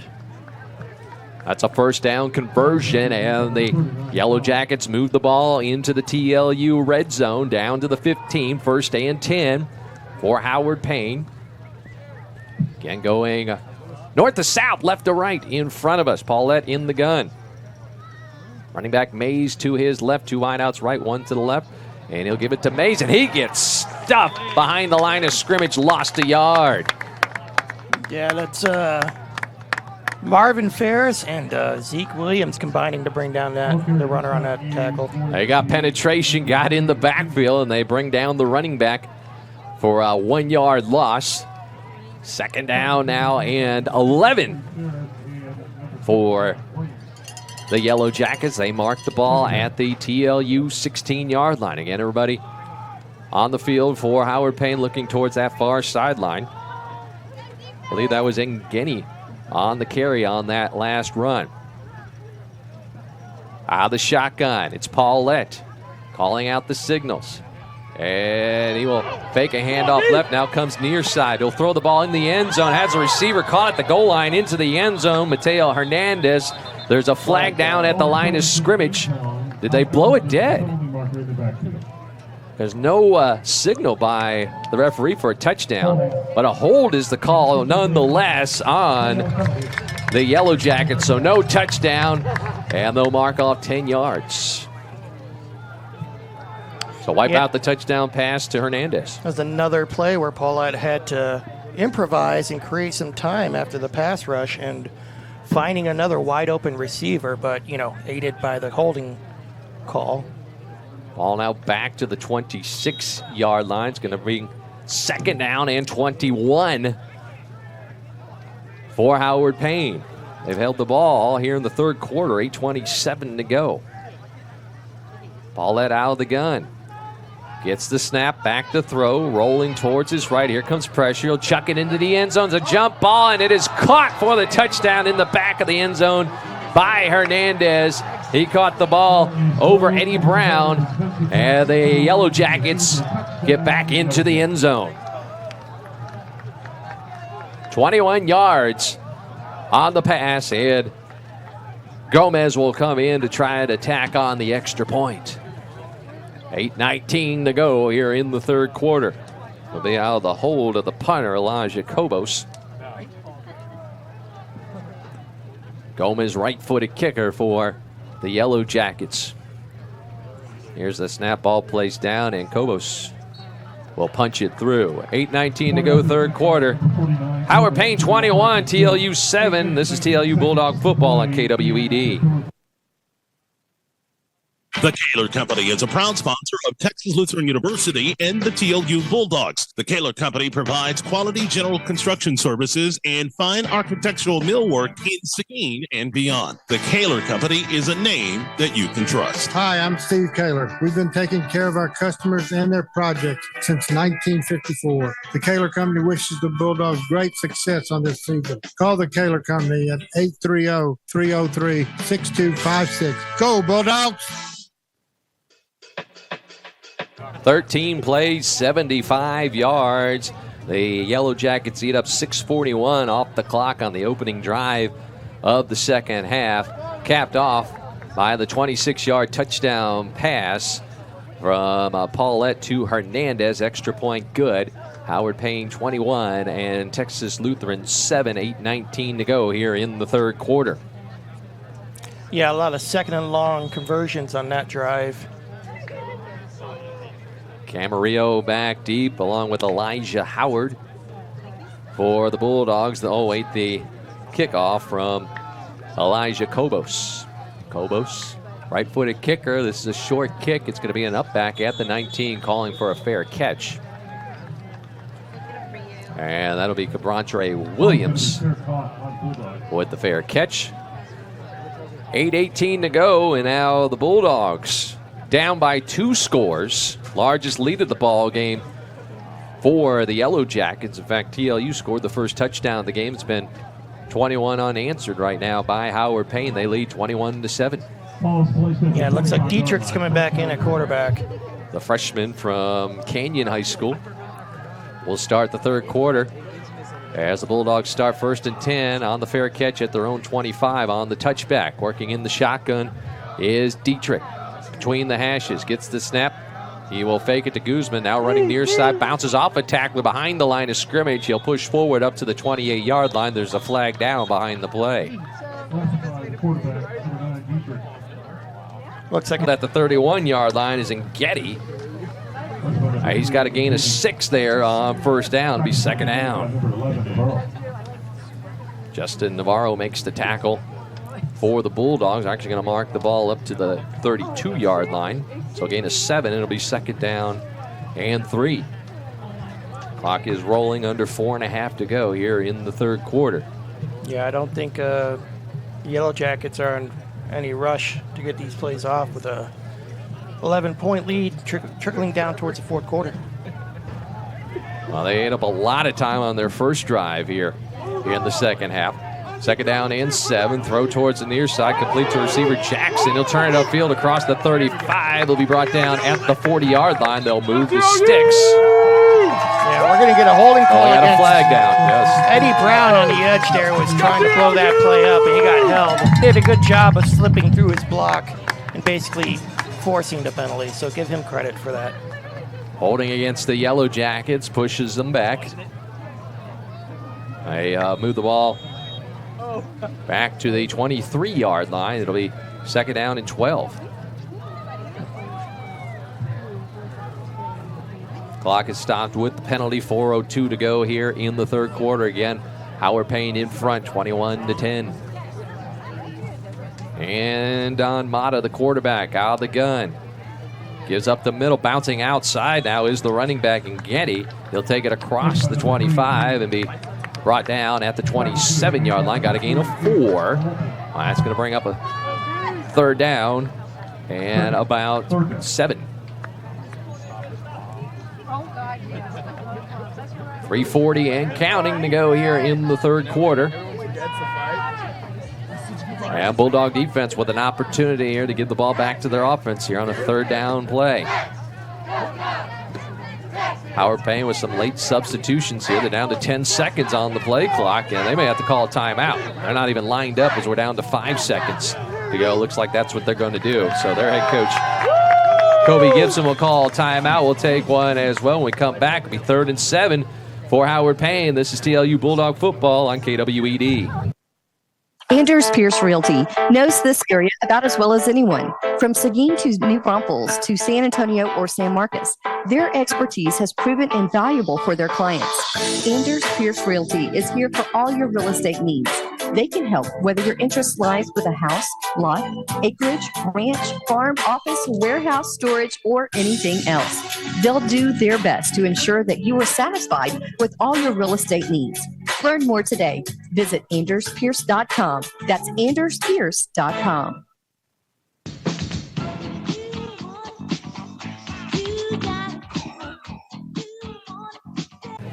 So both teams have used a timeout here in the third quarter. We've got 3:14 to go. And Howard Payne in front of TLU 21-10. 3rd and 7 facing the Yellow Jackets. They have it at their own 27-yard line as the teams come back out onto the field. Mata is the quarterback. He'll work out of the gun with split backs, one on each side. Wideouts to each side as well. Working on the right hash, gets the snap. Mata's going to keep it himself, and he's going to be dragged down at the 25-yard line. Dylan Rerich makes the stop for the Bulldogs. It'll be 4th down. Loss on the play. And the punting unit onto the field for the Yellow Jackets. So the defense forces a 3-and-out there for TLU.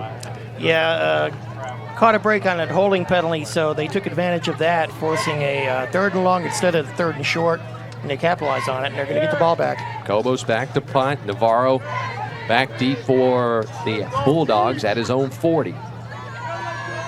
Cobos will punt into a slight wind. Gets the snap at the 10. Here comes a rush. He gets it. It's partially blocked. Partially blocked. It'll roll forward out of bounds at the 14-yard line. So the Bulldogs get a block punt.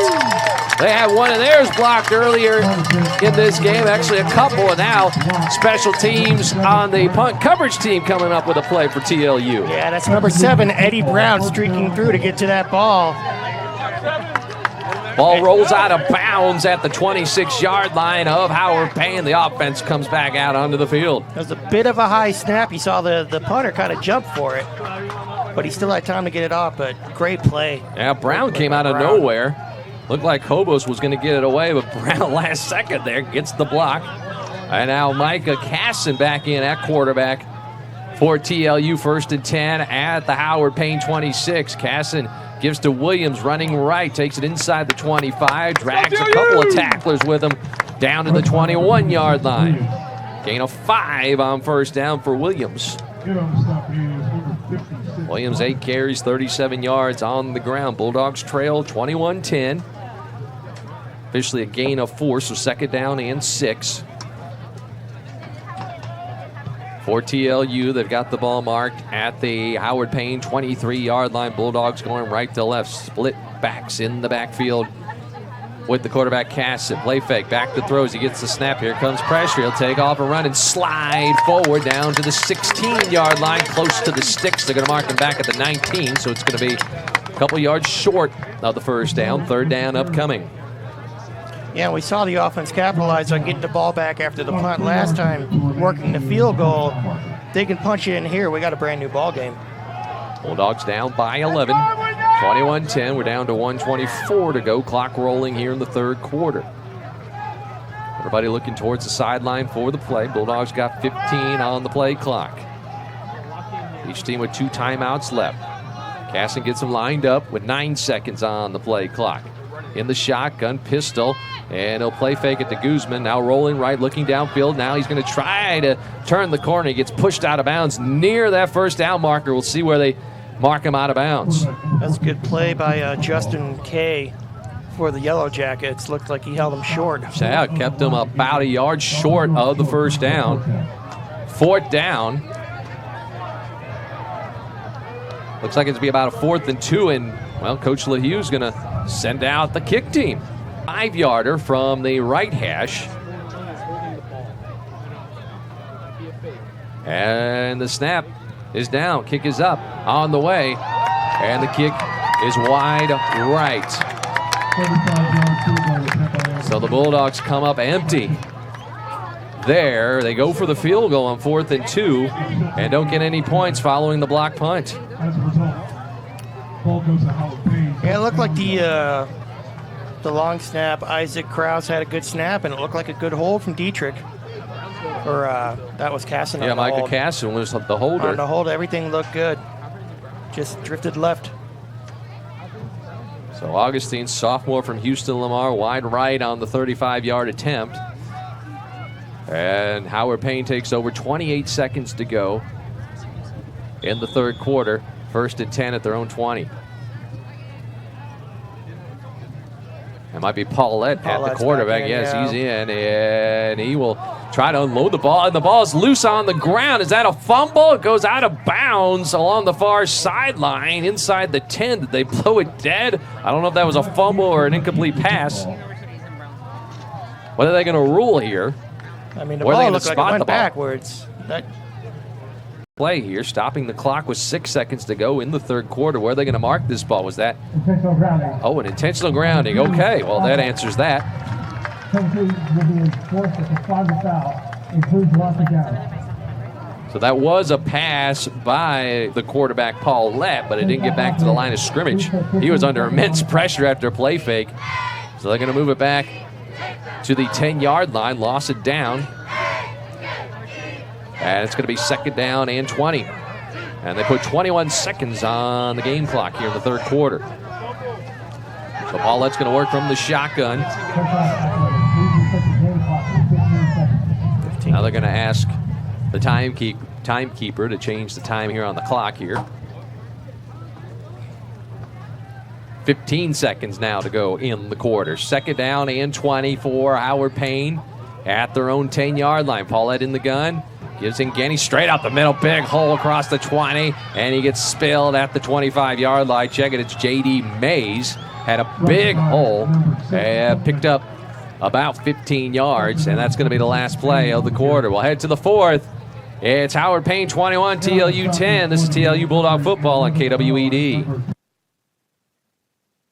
Taylor's Tree Farm, a family business in Seguin, Texas, specializes in locally grown trees. Their farm is teeming with native oaks of all kinds, plus cedar elms and desert willows. Ranging from 1 to 30 gallons, they've got trees of all sizes. Each tree is nurtured from locally gathered acorns and seeds that are germinated and grown in their greenhouse until they're ready for transfer. At Taylor's Tree Farm, they're not just growing trees, they're growing your future green spaces. Visit AylersTreeFarm.com to learn more. At their own 25 as we start the fourth quarter. Bulldogs coming up with a block punt on the last Howard Payne drive, but unable to cash in and put any points on the board. Let's see if the defense can get the ball back to the offense. Paulette in the gun for the Yellow Jackets to start the fourth quarter. Actually, it's going to be a Wildcat. That is Mata out there with Paulette, both quarterbacks, and now Paulette will take the ball himself and get the first down as he goes right now left towards the near sideline across the 30. He's brought down at the 36-yard line. Jerwayne Parker makes the tackle, but it's a first down for Paulette. Both quarterbacks, two quarterbacks were back there, Paulette and Mata in the shotgun. It was Paulette who took the snap and gets the first down. Yeah, we've seen a lot of this in this game. Paulette looked like a design quarterback run up the middle, found some space. Tried to confuse the Bulldogs. You didn't know which quarterback was going to get the ball. Motto in motion out of the backfield. Paulette picks up 11 on the 3rd and 5. Now he's the quarterback out of the gun. Now misdirection and a gift to running back gets swallowed up back at the 18-yard line. They tried the jet sweep. It was Jamal Tony Blank trying to go right. He gets swallowed up. Nicola Perry not fooled by that one. It was all over at a loss on the play. A loss of 4. And it'll be second down and 14. Bulldogs have 2 timeouts left. We're just underway here in the fourth quarter. It's Howard Payne 21, Texas Lutheran 10. Kalik Paulette, the senior quarterback, 3rd quarterback that Howard Payne has used tonight. Second down and 14 for the Yellow Jackets. At their own 33-yard line, Paulette in the shotgun, kind of a bunch formation. Got a running back to his left. He'll give it to the running back. That's Ngeni going around the right side. He's got some room and in the clear to the 50, the 40, inside the 30, the 20, the 10 to the 5, and into the end zone for a touchdown. But we've got a flag back at the line of scrimmage along the far sideline. I think this one's coming back. Look at the hold on the edge. Sprung that run. Everybody's turning around and heading back the other way, and we get the call from the official. And you hear the reaction from the crowd. It is indeed a holding, as you said, Tim, against Howard Payne, no touchdown. And they'll move him back in the other direction. They put a 27 on the scoreboard. They could take that down. And the ball is placed back at the Howard Payne 25-yard line. So it's going to be 2nd and 22. Yeah, I think that following that penalty. I think that was Jared Rogers that was held on his edge spot trying to seal off that run. The Seguin Matador now playing college football in his hometown. 2nd down and long. Paulette in the gun, running back to his left. That's Mays, play fake. Back to throws Paulette. He'll throw deep down the middle of the field. And this one over everybody's head falls incomplete at the TLU 40. And once again, Jared Rogers bringing the pressure, forcing that throw. Never really had a chance. That was covered. We were used to seeing that on KWED. Saw it on Friday nights from Jared, just down the road at Matador Stadium. Now he's doing it here at Bulldog Stadium.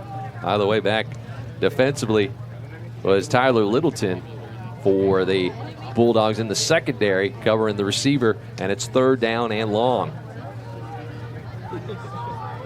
Rogers lined up there at the left defensive end for the Bulldogs. They got 4 down linemen here on 3rd and 22. Paulette out of the gun. Gets the snap. All right, they're going to give it to a running back. There's a hole on the left side. Mays will take it across the 30, but he's dropped at the 32, well short of the first down, be 4th down. And give credit, number 94, Aiden Abuzlin. Blew that play up, forced a run back inside to make sure they couldn't spring that to the outside for a big gain. So it'll be 4th down in about 15. Punt team out on the field for Howard Payne. And Justin Navarro back deep to receive for the Bulldogs. Keep an eye on Eddie Brown. See if he comes again. Get that punt. Partially blocked the last punt from Cobos. Cobos back at his own 17 to field the snap. Here it is. It's running right, kind of a rugby-style kick. Gets it away from the return man. It'll bounce at the 35-yard line of TLU and be fielded there by a Yellow Jacket down at the 35, and that's where the Bulldogs will start this drive with 12:18 to go. They trail 21-10. Quarterback this time, it looks like it'll be Casson. Sophomore from Copperas Cove High School. Bulldogs without starter Caden Bosenko, who was lost for the season with a knee injury last week against Trinity. Bosenko was the offensive player of the year in the Southern Collegiate Athletic Conference last year. We got whistles before the snap here. That hold things up here. 1st and 10 for TLU at their own 35-yard line. 12:18 to go. Referee just respots the ball. And Casson gets the snap out of the gun. Give to Guzman. Bounces off. Tacklers outside across the 40, 45. He's spilled at the 50. No, he's still on his feet as he takes it inside the 40. Ball is loose, and I think Howard Payne has come up with the ball. There are 2 flags down way back at the TLU 35-yard line. However, there are penalty markers now. So let's sort everything out here. Ball was recovered, I believe, by Howard Payne. They're celebrating on their sideline, and the TLU offense coming off the field. Call was a hold against TLU. Howard Payne will decline the penalty. They'll get the ball following the fumble recovery at their own 41. So Guzman did not stay on his feet. I thought he was still on his feet. That ball squirted out, and the Yellow Jackets pounce on it. Yeah, I didn't get the number of the Yellow Jacket defender, but it looks like he chased him down and punched it out from behind.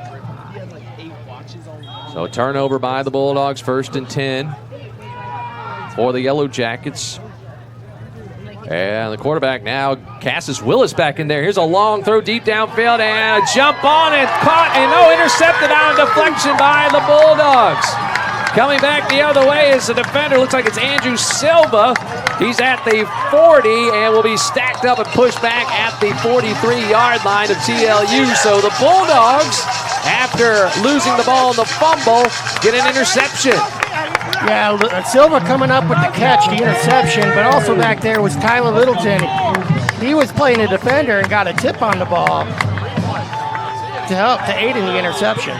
That ball thrown up in the air. There was a Howard Payne receiver in the area, got his hands on it, but that ball was deflected. Silva comes up with it. So the defense picks up the offense, gives them the ball right back. And now TLU will have it 1st and 10. By the way, Glendon Cassis Willis with the interception. He hadn't played since the first quarter, kind of threw that ball up for grabs. Was under pressure. Yes, he took a big hit when he got rid of that ball. 1st and 10 for the Bulldogs. And it might be Casson still in at quarterback. It is.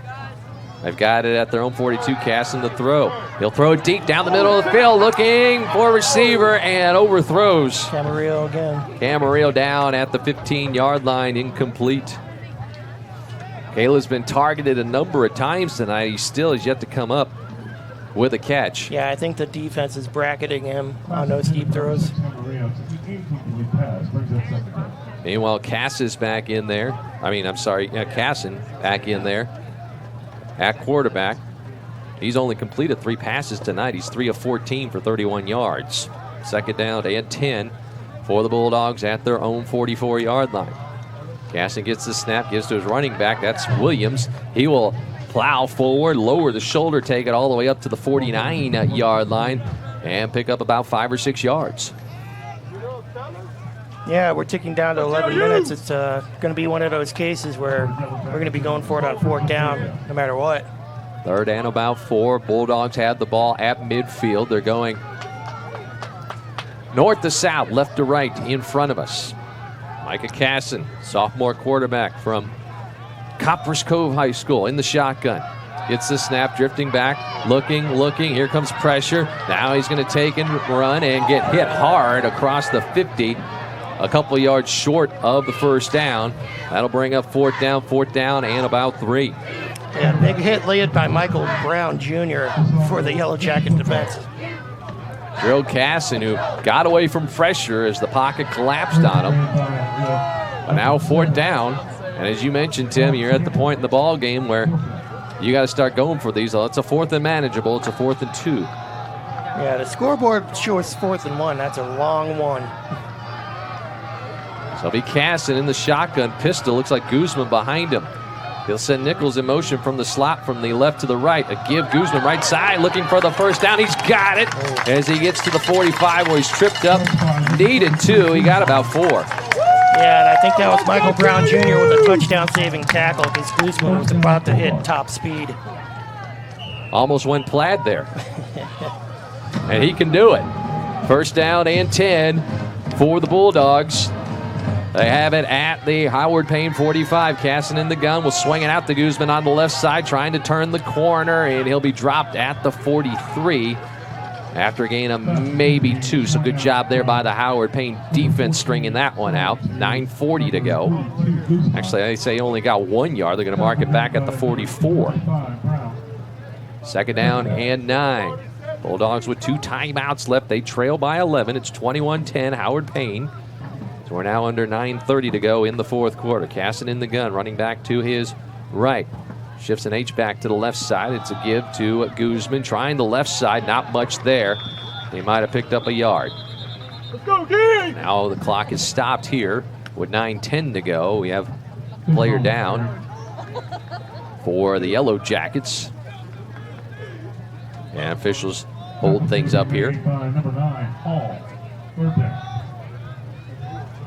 And now they wind things up with 9:10 to go. As whoever was injured is okay now. 3rd down and 9 for the Bulldogs. Back to throw is Casson. Out of the shotgun, pressure coming, and that's going to get sacked way back at the TLU 42-yard line as he got caught from behind. And it's going to be 4th and long. Derek Lewis, the senior over there for the Howard Payne Yellow Jackets, chasing him down. Could not get away. Right now it's just too far on 4th down for TLU to go for. It's going to be 4th and 20, and here comes Vincent Herrera and the punt team. Jamal Tony Black back deep for the Yellow Jackets at their 15. Looks like the Yellow Jackets are coming after this. They've got 10 men on the line of scrimmage. Snap is back. Herrera facing a rush. He gets it away. It's a nice spiral. Black's going to let it bounce at the 15. It goes straight up in the air. Now rolls inside the 5, and we'll be down at the 1-yard line. Perfect punt. Down there by Xavier Simpson. Yeah, great punt by Herrera. Great job just to get it off. With the rush coming on, and Simpson runs it down and downs it at the 1. Well, now the officials are getting together. I wonder what they're talking, if this is going to be a touchback. I think they're saying it was touched at the 9 initially, so they're placing it at the 9. Okay, so they're going to put it at the 9, all right, where it was first touched by a member of the TLU punt coverage team, I believe. They saw something I didn't. I didn't see a touch there. Nonetheless, the Yellow Jackets will be backed up. There's 8:03 left to go here in the fourth quarter. Let's see who the quarterback is. Looks like it's to be Mata. One of the 3 quarterbacks that Howard Payne has used on the night. Mata in the shotgun. Or the running back to his left. First and goal from their own 9. He gives it to the running back. That's Mays in the line. And he gets stacked up behind the line of scrimmage. Dylan Rarick in there on the tackle again. One of the defensive end positions. And a loss of 1. Maybe 2. Looks like they're going to mark it at the 7 or 8 yard line. So a loss of 2 by Mays, second down and 12, and the clock is rolling. We're going to pass the halfway point here in the fourth quarter, under 7:30. Yeah, once again, you see the middle of that Bulldog defensive 9 not giving up an inch and making sure there's no room to run up the middle. Sebastian Walker, the nose tackle, in there. Dylan Rarick in there as well. Third down and about 12 for the Yellow Jackets. So we're under 7 minutes to go. Bulldogs have 2 timeouts left. They trail 21-10. Yellow Jackets backed up deep.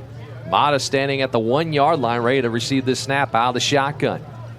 Down to 7 seconds on the play clock. Milking that clock, looking around, down to 3 seconds. 2 seconds, gets the snap, and it's going to be a quarterback run into the line, and he gets drugged down for no gain. Anthony Ortegon, number 93, brought him down immediately. No running room up the middle. Now, this is going to be interesting. They marked the ball, I believe, at the 5, so the punter, Yellow Jackets, try to punt it away.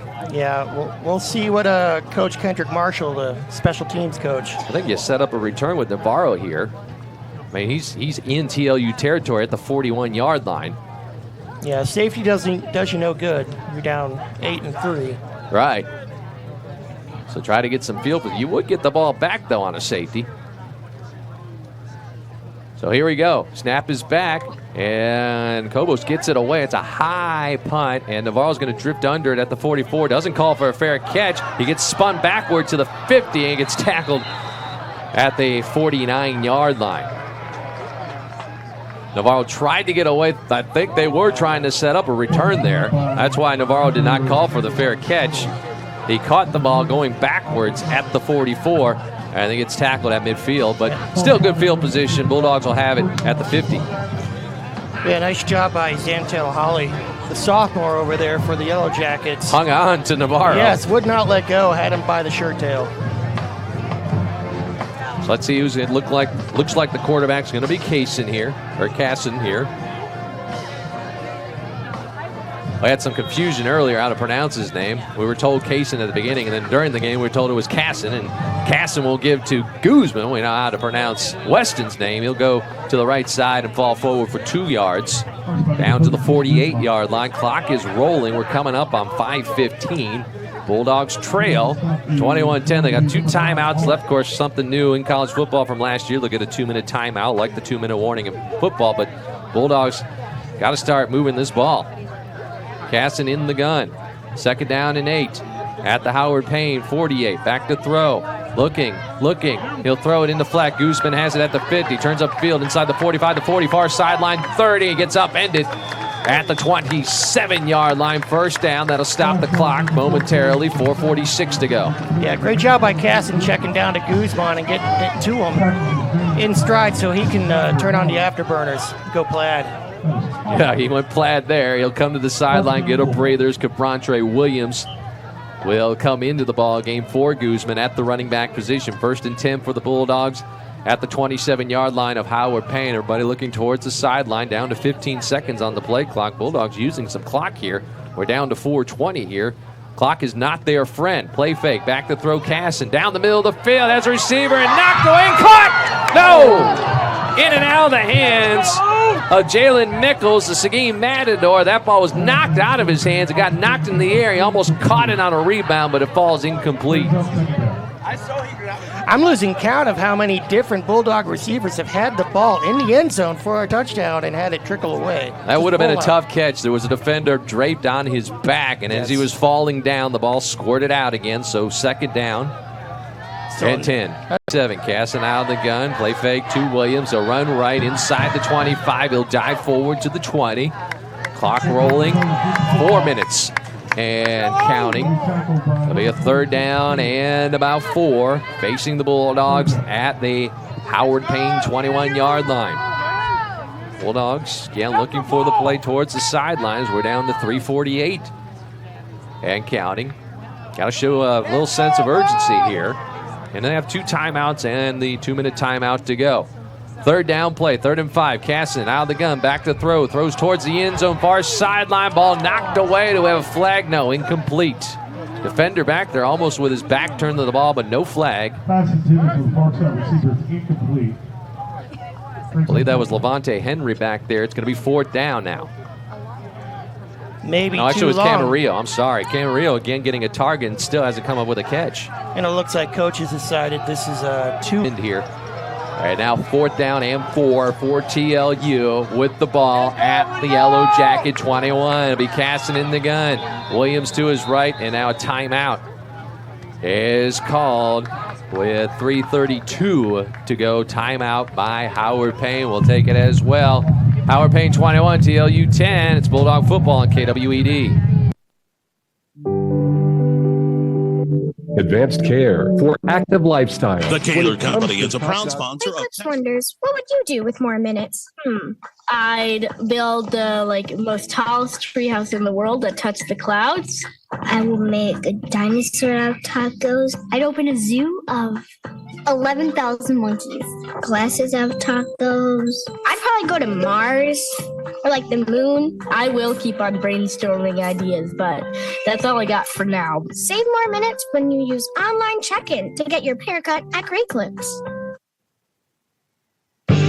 Following the timeout, 4th and 4 for TLU at the Howard Payne 21-yard line. Split backs with Casson in the shotgun. Now Guzman in motion towards the near side. Casson gets the snap. Will throw it towards the other direction. Complete to a tight end inside the 20 to the 15 to the 10. With the ball running is Chris Taylor. He's tackled at the 6-yard line. The Bulldogs convert on 4th down. They all went right, and Taylor was behind everybody on the left side. He gets the 1st down.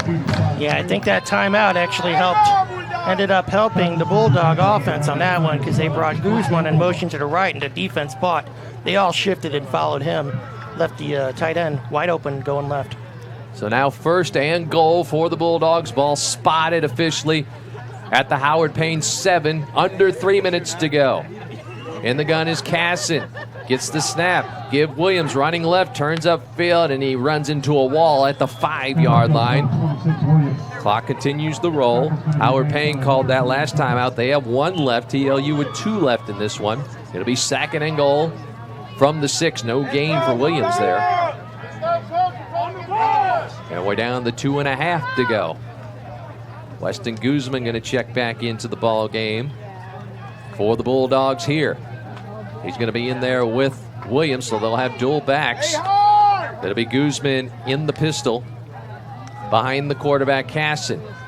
Casson will send a slot back in motion in front from left to right, and a give Guzman trying to get back to the line of scrimmage. He picks up maybe a yard. He's brought down at the 5. We're going to have the 2-minute timeout here. So 1:59 showing on the scoreboard. We'll take a quick timeout. Back in 30 seconds. This is Bulldog football here on KWED. At Davila's Barbecue, we love serving customers at the restaurant, but there are more ways than ever to get your Davila's barbecue favorites. We cater for large and small events. Our food truck is a fun way to feed your crew. You can give the gift of Davila's anywhere in the country through Gold Belly. Our Davila's barbecue rub on the shelves at H-E-B stores throughout Texas, and our locations at the Frost Bank Center are ready to serve you at all Spurs games. Come see us at 418 West Kingsbury in Seguin, or visit us online at Davila's Barbecue or on all socials at Davila's BBQ. So we got the 2-minute timeout. They put 2 minutes on the clock. Bulldogs have 2 timeouts left. They've got a 3rd and goal facing them at the Howard Payne 5-yard line. Bulldogs trail 21-10. I mean, you could use 3 here. You could use 7 here. I mean, either one works. Depends on what happens here on 3rd and goal. Well, I think they put them in a situation that no matter what the score is here, they are going with the onside kick. They have to do that with just 2 timeouts left. Casson in the shotgun. 3rd and goal's got a running back to his right.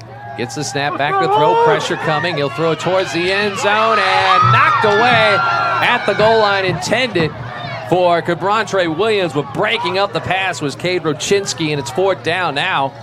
4th and goal from the 5. I mean, 3 still helps you here. And we've got an injured player. It's actually Williams, who got drilled by Rochinski at the goal line here by the near side pylon.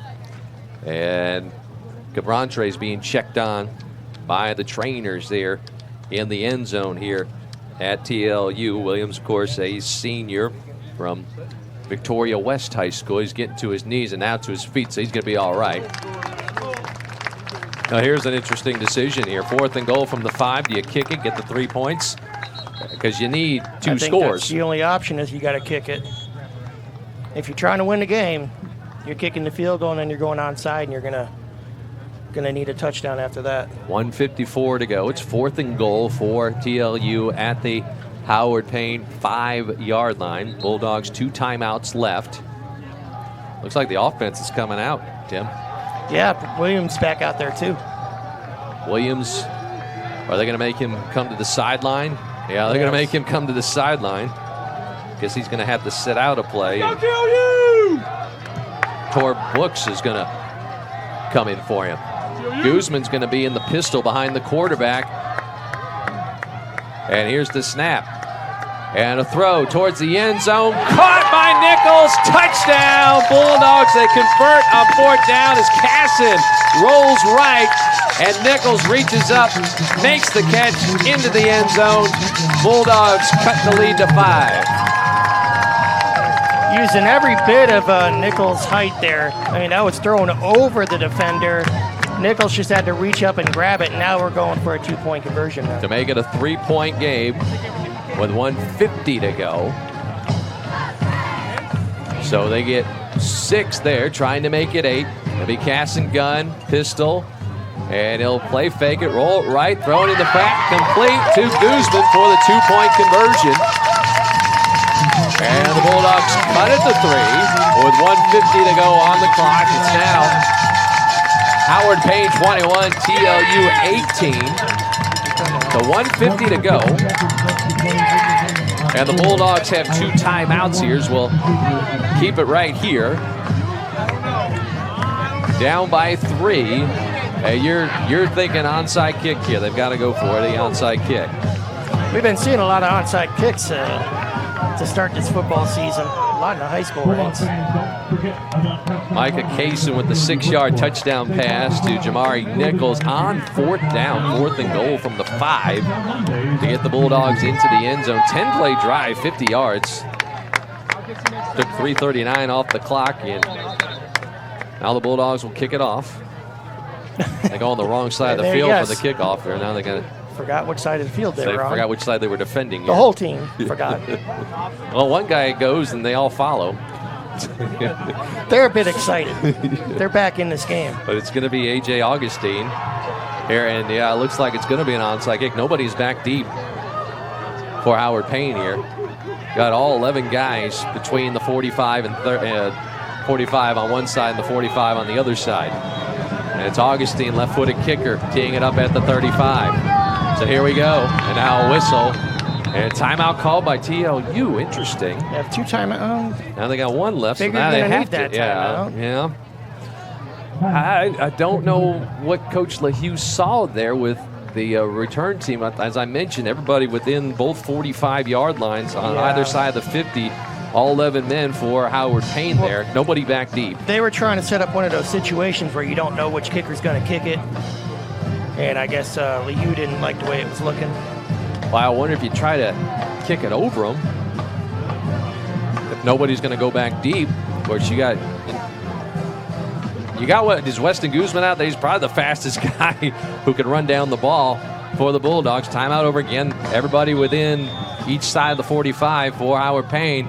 And it's Augustine, left-footed kicker. Here's the onside kick, far side, and it looks like the Yellow Jacket's going to fall on it at the TLU 44. Now TLU just called a timeout. They've only got one more left with 1:50 to go.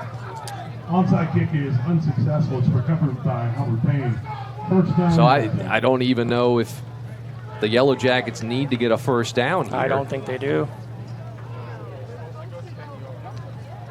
Because the Bulldogs only have one opportunity to stop the clock. We've already passed the 2-minute timeout.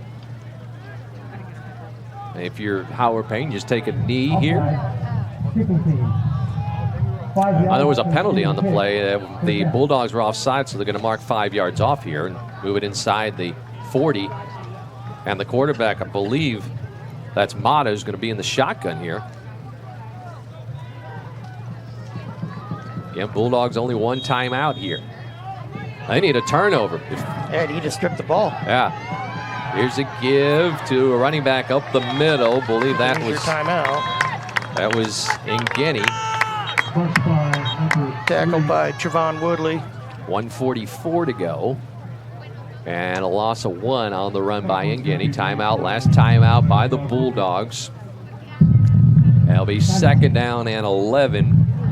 Following the timeout when we return to play. I'm trying to do the math here. you get a minute and a half to run 2 plays, basically. You get 45 seconds each time. If you can run a play that, run 2 plays that can go longer than 7 seconds each, they can run out the clock. 14 seconds. Right, 7 seconds apiece. Or 14 on 2 combined on 2 plays. They got to run off the clock. Here's the offense comes back out onto the field. And it's Mata out of the gun. I mean, you take the snap, run around, see what they do. Mata gets the snap. He'll just pitch it to the left side. And stacked up at the 40. Was a man in motion coming in behind the quarterback from the far side to the near side, and he gets tackled at the 40. They start the clock. Took about 9 seconds off the clock. 1:25 and counting, and 32 on the play clock. So this will run down to 52 seconds, it looks like, doing the math here. You see, Yellow Jacket coach might be taking a timeout at the end of this play clock.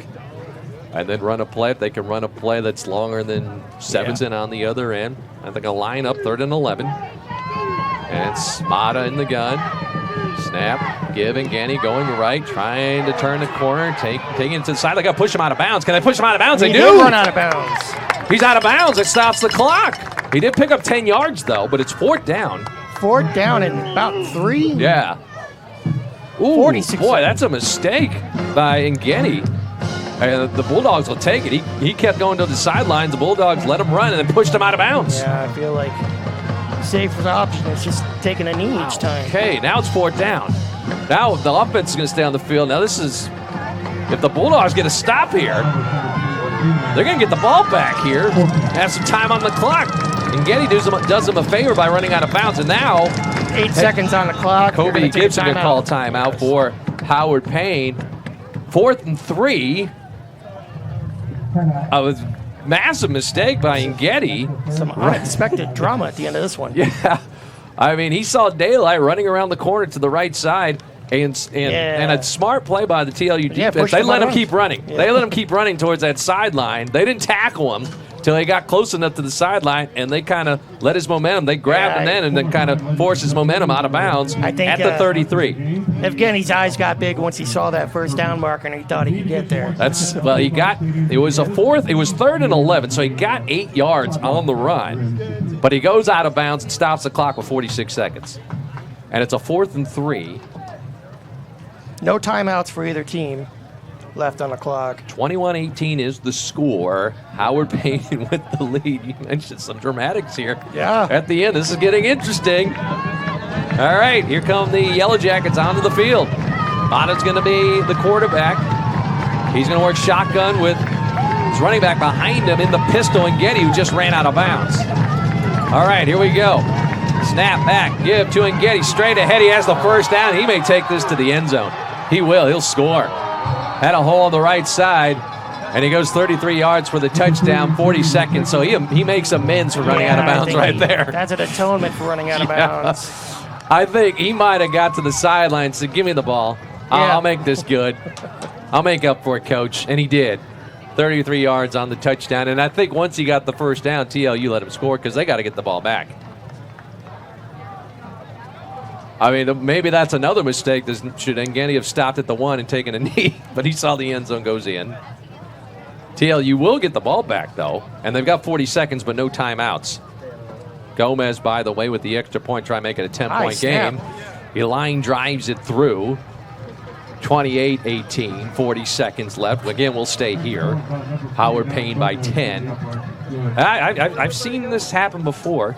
Both you and I are Cleveland Browns fans. And a couple of years ago, the Browns and the Jets were playing, and this sort of same situation happened where running back Nick Chubb decided to go into the end zone, make it a 2-score game with about a minute or so to go in that game, giving the ball back to the Jets. They would score a touchdown, get an onside kick, and then get another score and win the game. We've also seen Nick Chubb kneel down at the 1. I think that was in a Houston game. So. He did that time. He did in that one time. Nick Chubb now plays for the Texans, by the way. But I mean, that was a situation where you were angering all the fantasy football fans. But I mean, I'm saying that there's still a chance. We've seen this happen before, albeit to a Cleveland Browns team. Browns usually Browns things, Yeah. Can Howard Payne play the role of the Cleveland Browns tonight? They'll kick it off here. I mean, you're basically going to need a return for a touchdown here. Now you got Caleb Camarillo back there. And Elijah Howard back at the 5-yard line. And it'll be Oswaldo Gomez to kick it off from the 35. He's got a slight wind behind him. So I think you just kick this through the end zone if you're Gomez. Let's see what he does. Now he's going to line drive it. And that's good. As held up back at the 25. Coming towards the center of the field across the 30 and tripped up at the 34-yard line. Xavier Durham grabbed that one. 33 seconds. Maybe like a hook and lateral sort of situation here. Well, you got Dominic Castellanos out there. He's done that in a situation as a Marion Bulldog. We have a flag down now. At the 39-yard line. Well, this is interesting. I mean, let's see who this is on. There was no one over there from the Bulldog team, and it's a late. It's a dead ball, personal foul on TLU. Now that's going to hurt. After the play. Oh, it's offsetting though. Okay. So trash talk. Much about nothing here. No timeouts. And Caston's going to be the quarterback. Micah Caston will lead the Bulldogs out on the field. Castellanos is out there. He's been in these situations before. As you mentioned, a hook and lateral. I was going to say he ran one of those when he was a Marion Bulldog for a score. Well, I'm seeing Guzman out there too, and I figure you got to get the ball to his hands because he can get. Duriel Harris to Tony Nathan. Can we do that? All right, back to throws Caston. Looking. Here comes pressure over the middle as Guzman takes it upfield across the 40 towards the near sideline. He's got to get out of bounds, and he will at the 46-yard line down to 24 seconds. So Guzman caught the ball middle of the field, went straight for the sideline here on the near side. Now you start thinking like a Hail Mary. You're near midfield. 24 seconds. Casson out of the gun.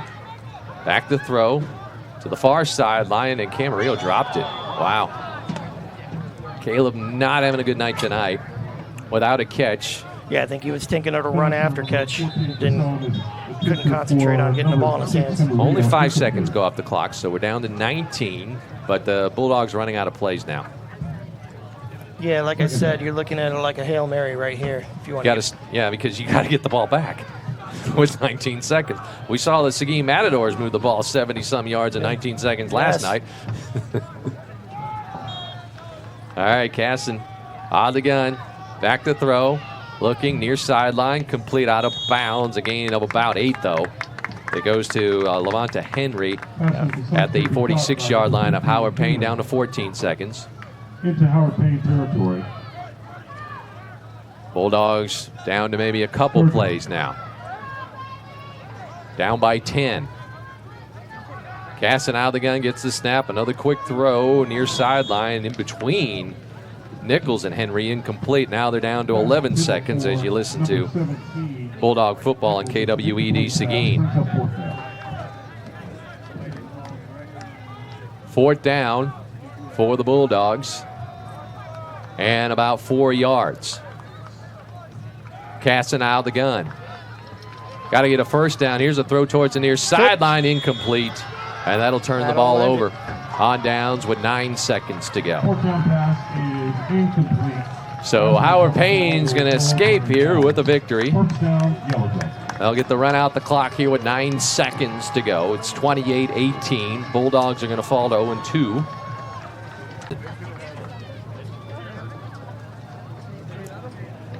So looking pretty good for a team that was picked to finish 4th in their conference. Well, of course, they're in a very tough conference. In the American Southwest Conference, TLU Bulldog fans know that. They used to be in that conference with the Mariart, Baylor, teams like that. And snap back to Mauda. He takes the knee in victory formation, and the final seconds will tick off the clock here at Bulldog Stadium. The final score, Howard Payne 28. And Texas Lutheran 18. We'll take one more timeout and wrap things up here from Bulldog Stadium on a Saturday, improving to 2-0. Post-game show just ahead. You're listening to TLU Bulldog football on KWED. Anders Pierce Realty knows this area about as well as anyone. From Seguin to New Braunfels to San Antonio or San Marcos, their expertise has proven invaluable for their clients. Anders Pierce Realty is here for all your real estate needs. They can help whether your interest lies with a house, lot, acreage, ranch, farm, office, warehouse, storage, or anything else. They'll do their best to ensure that you are satisfied with all your real estate needs. Learn more today. Visit AndersPierce.com. That's AndersPierce.com. Taylor's Tree Farm, a family business in Seguin, Texas, specializes in locally grown trees. Their farm is teeming with native oaks of all kinds, plus cedar elms and desert willows. Ranging from 1 to 30 gallons, they've got trees of all sizes. Each tree is nurtured from locally gathered acorns and seeds that are germinated and grown in their greenhouse until they're ready for transfer. At Taylor's Tree Farm, they're not just growing trees, they're growing your future green spaces. Visit AylersTreeFarm.com to learn more.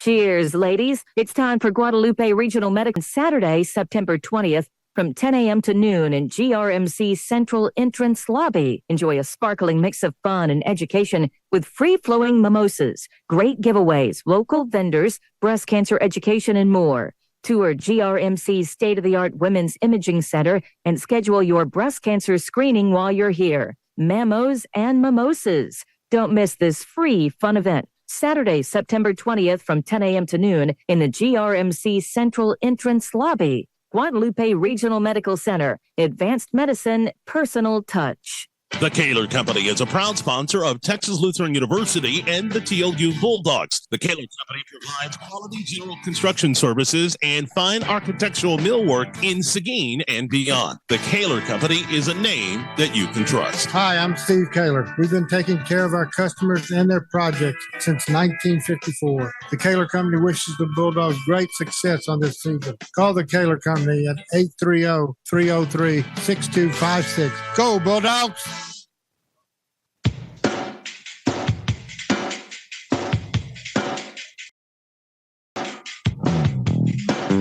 Final here at Bulldog Stadium on a Saturday night. Howard Payne 28 and the TLU Bulldogs 18. Chris Austin and Tim Ormston here to wrap things up on the campus of Texas Lutheran University tonight. Bulldogs falling to 0-2 on the season. Howard Payne improving to 2-0. You mentioned at the beginning, though, Tim, non-conference game for the Bulldogs. It doesn't really hurt them in the grand scheme of things when it comes to the Southern Collegiate Athletic Conference. You still want to get the win, though.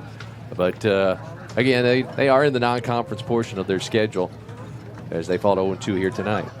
Yeah, you saw that drive at the end of the game to get them close and give them an opportunity. That's going to show some character. That's going to help them build on future games. And we came into this game wanting to cut down on the penalties, and they were able to cut down on that. But sadly, they just didn't take advantage of some opportunities they had, some turnovers that went, the ball bounced their way, and they didn't get the scores they needed following up those. And then we had the missed field goal, which could have made it closer at the end. And I think, overall, in my opinion, I think you're going to have to decide on one QB going forward, because it felt to get any rhythm going in this game. A lot of incompletions, a lot of drops. Felt like the offense couldn't really get rolling. Yeah, you talk about Micah Casson and Reese Dietrich combined on the night, 16 of 45. Casson 9 of 25 for 96 yards. They had a touchdown. Dietrich 7 of 20 for 144 yards with a touchdown and an interception. You also mentioned the penalties that they cut down. Only 3 penalties tonight for TLU for 27 yards. They out through the air much of that, on that big 69-yard catch and run by Weston Guzman, which was the first touchdown pass of his collegiate career for Reese Dietrich. I want to give a shout out to the home crowd tonight. I mean, they showed up for this team tonight. It was a good atmosphere here under the lights, and shout out to Bryce for doing all that he does. Absolutely. Well, it seemed like we had a sellout crowd. The stands were packed here on the home side, the west side here at Bulldog Stadium. As we mentioned throughout the broadcast, we had a bunch of people over on Burn to the south, and then over at Church Hill on the left. So a great crowd and a great support for the TLU Bulldogs here tonight, but they ultimately come up short, falling to Howard Payne by a final of 28-18. Up next for TLU, they'll be at Southwestern on Saturday, another non-conference game. That's next Saturday, 7 p.m. kickoff in Georgetown. You'll be able to follow the streaming links at TLUBulldogs.com. Of course, Bryce Hayes, the TLU Sports Information Director, gets all that stuff up for you at the TLU website. In 2 weeks, the Bulldogs will host East Texas Baptist. We'll be here for that one here in Seguin. We'll have it on KWED. That's a Saturday, September 27th kickoff, 1 o'clock kickoff on AM 1580. We'll have the Bulldog pregame at about 12:30 on Bulldog Stadium tonight.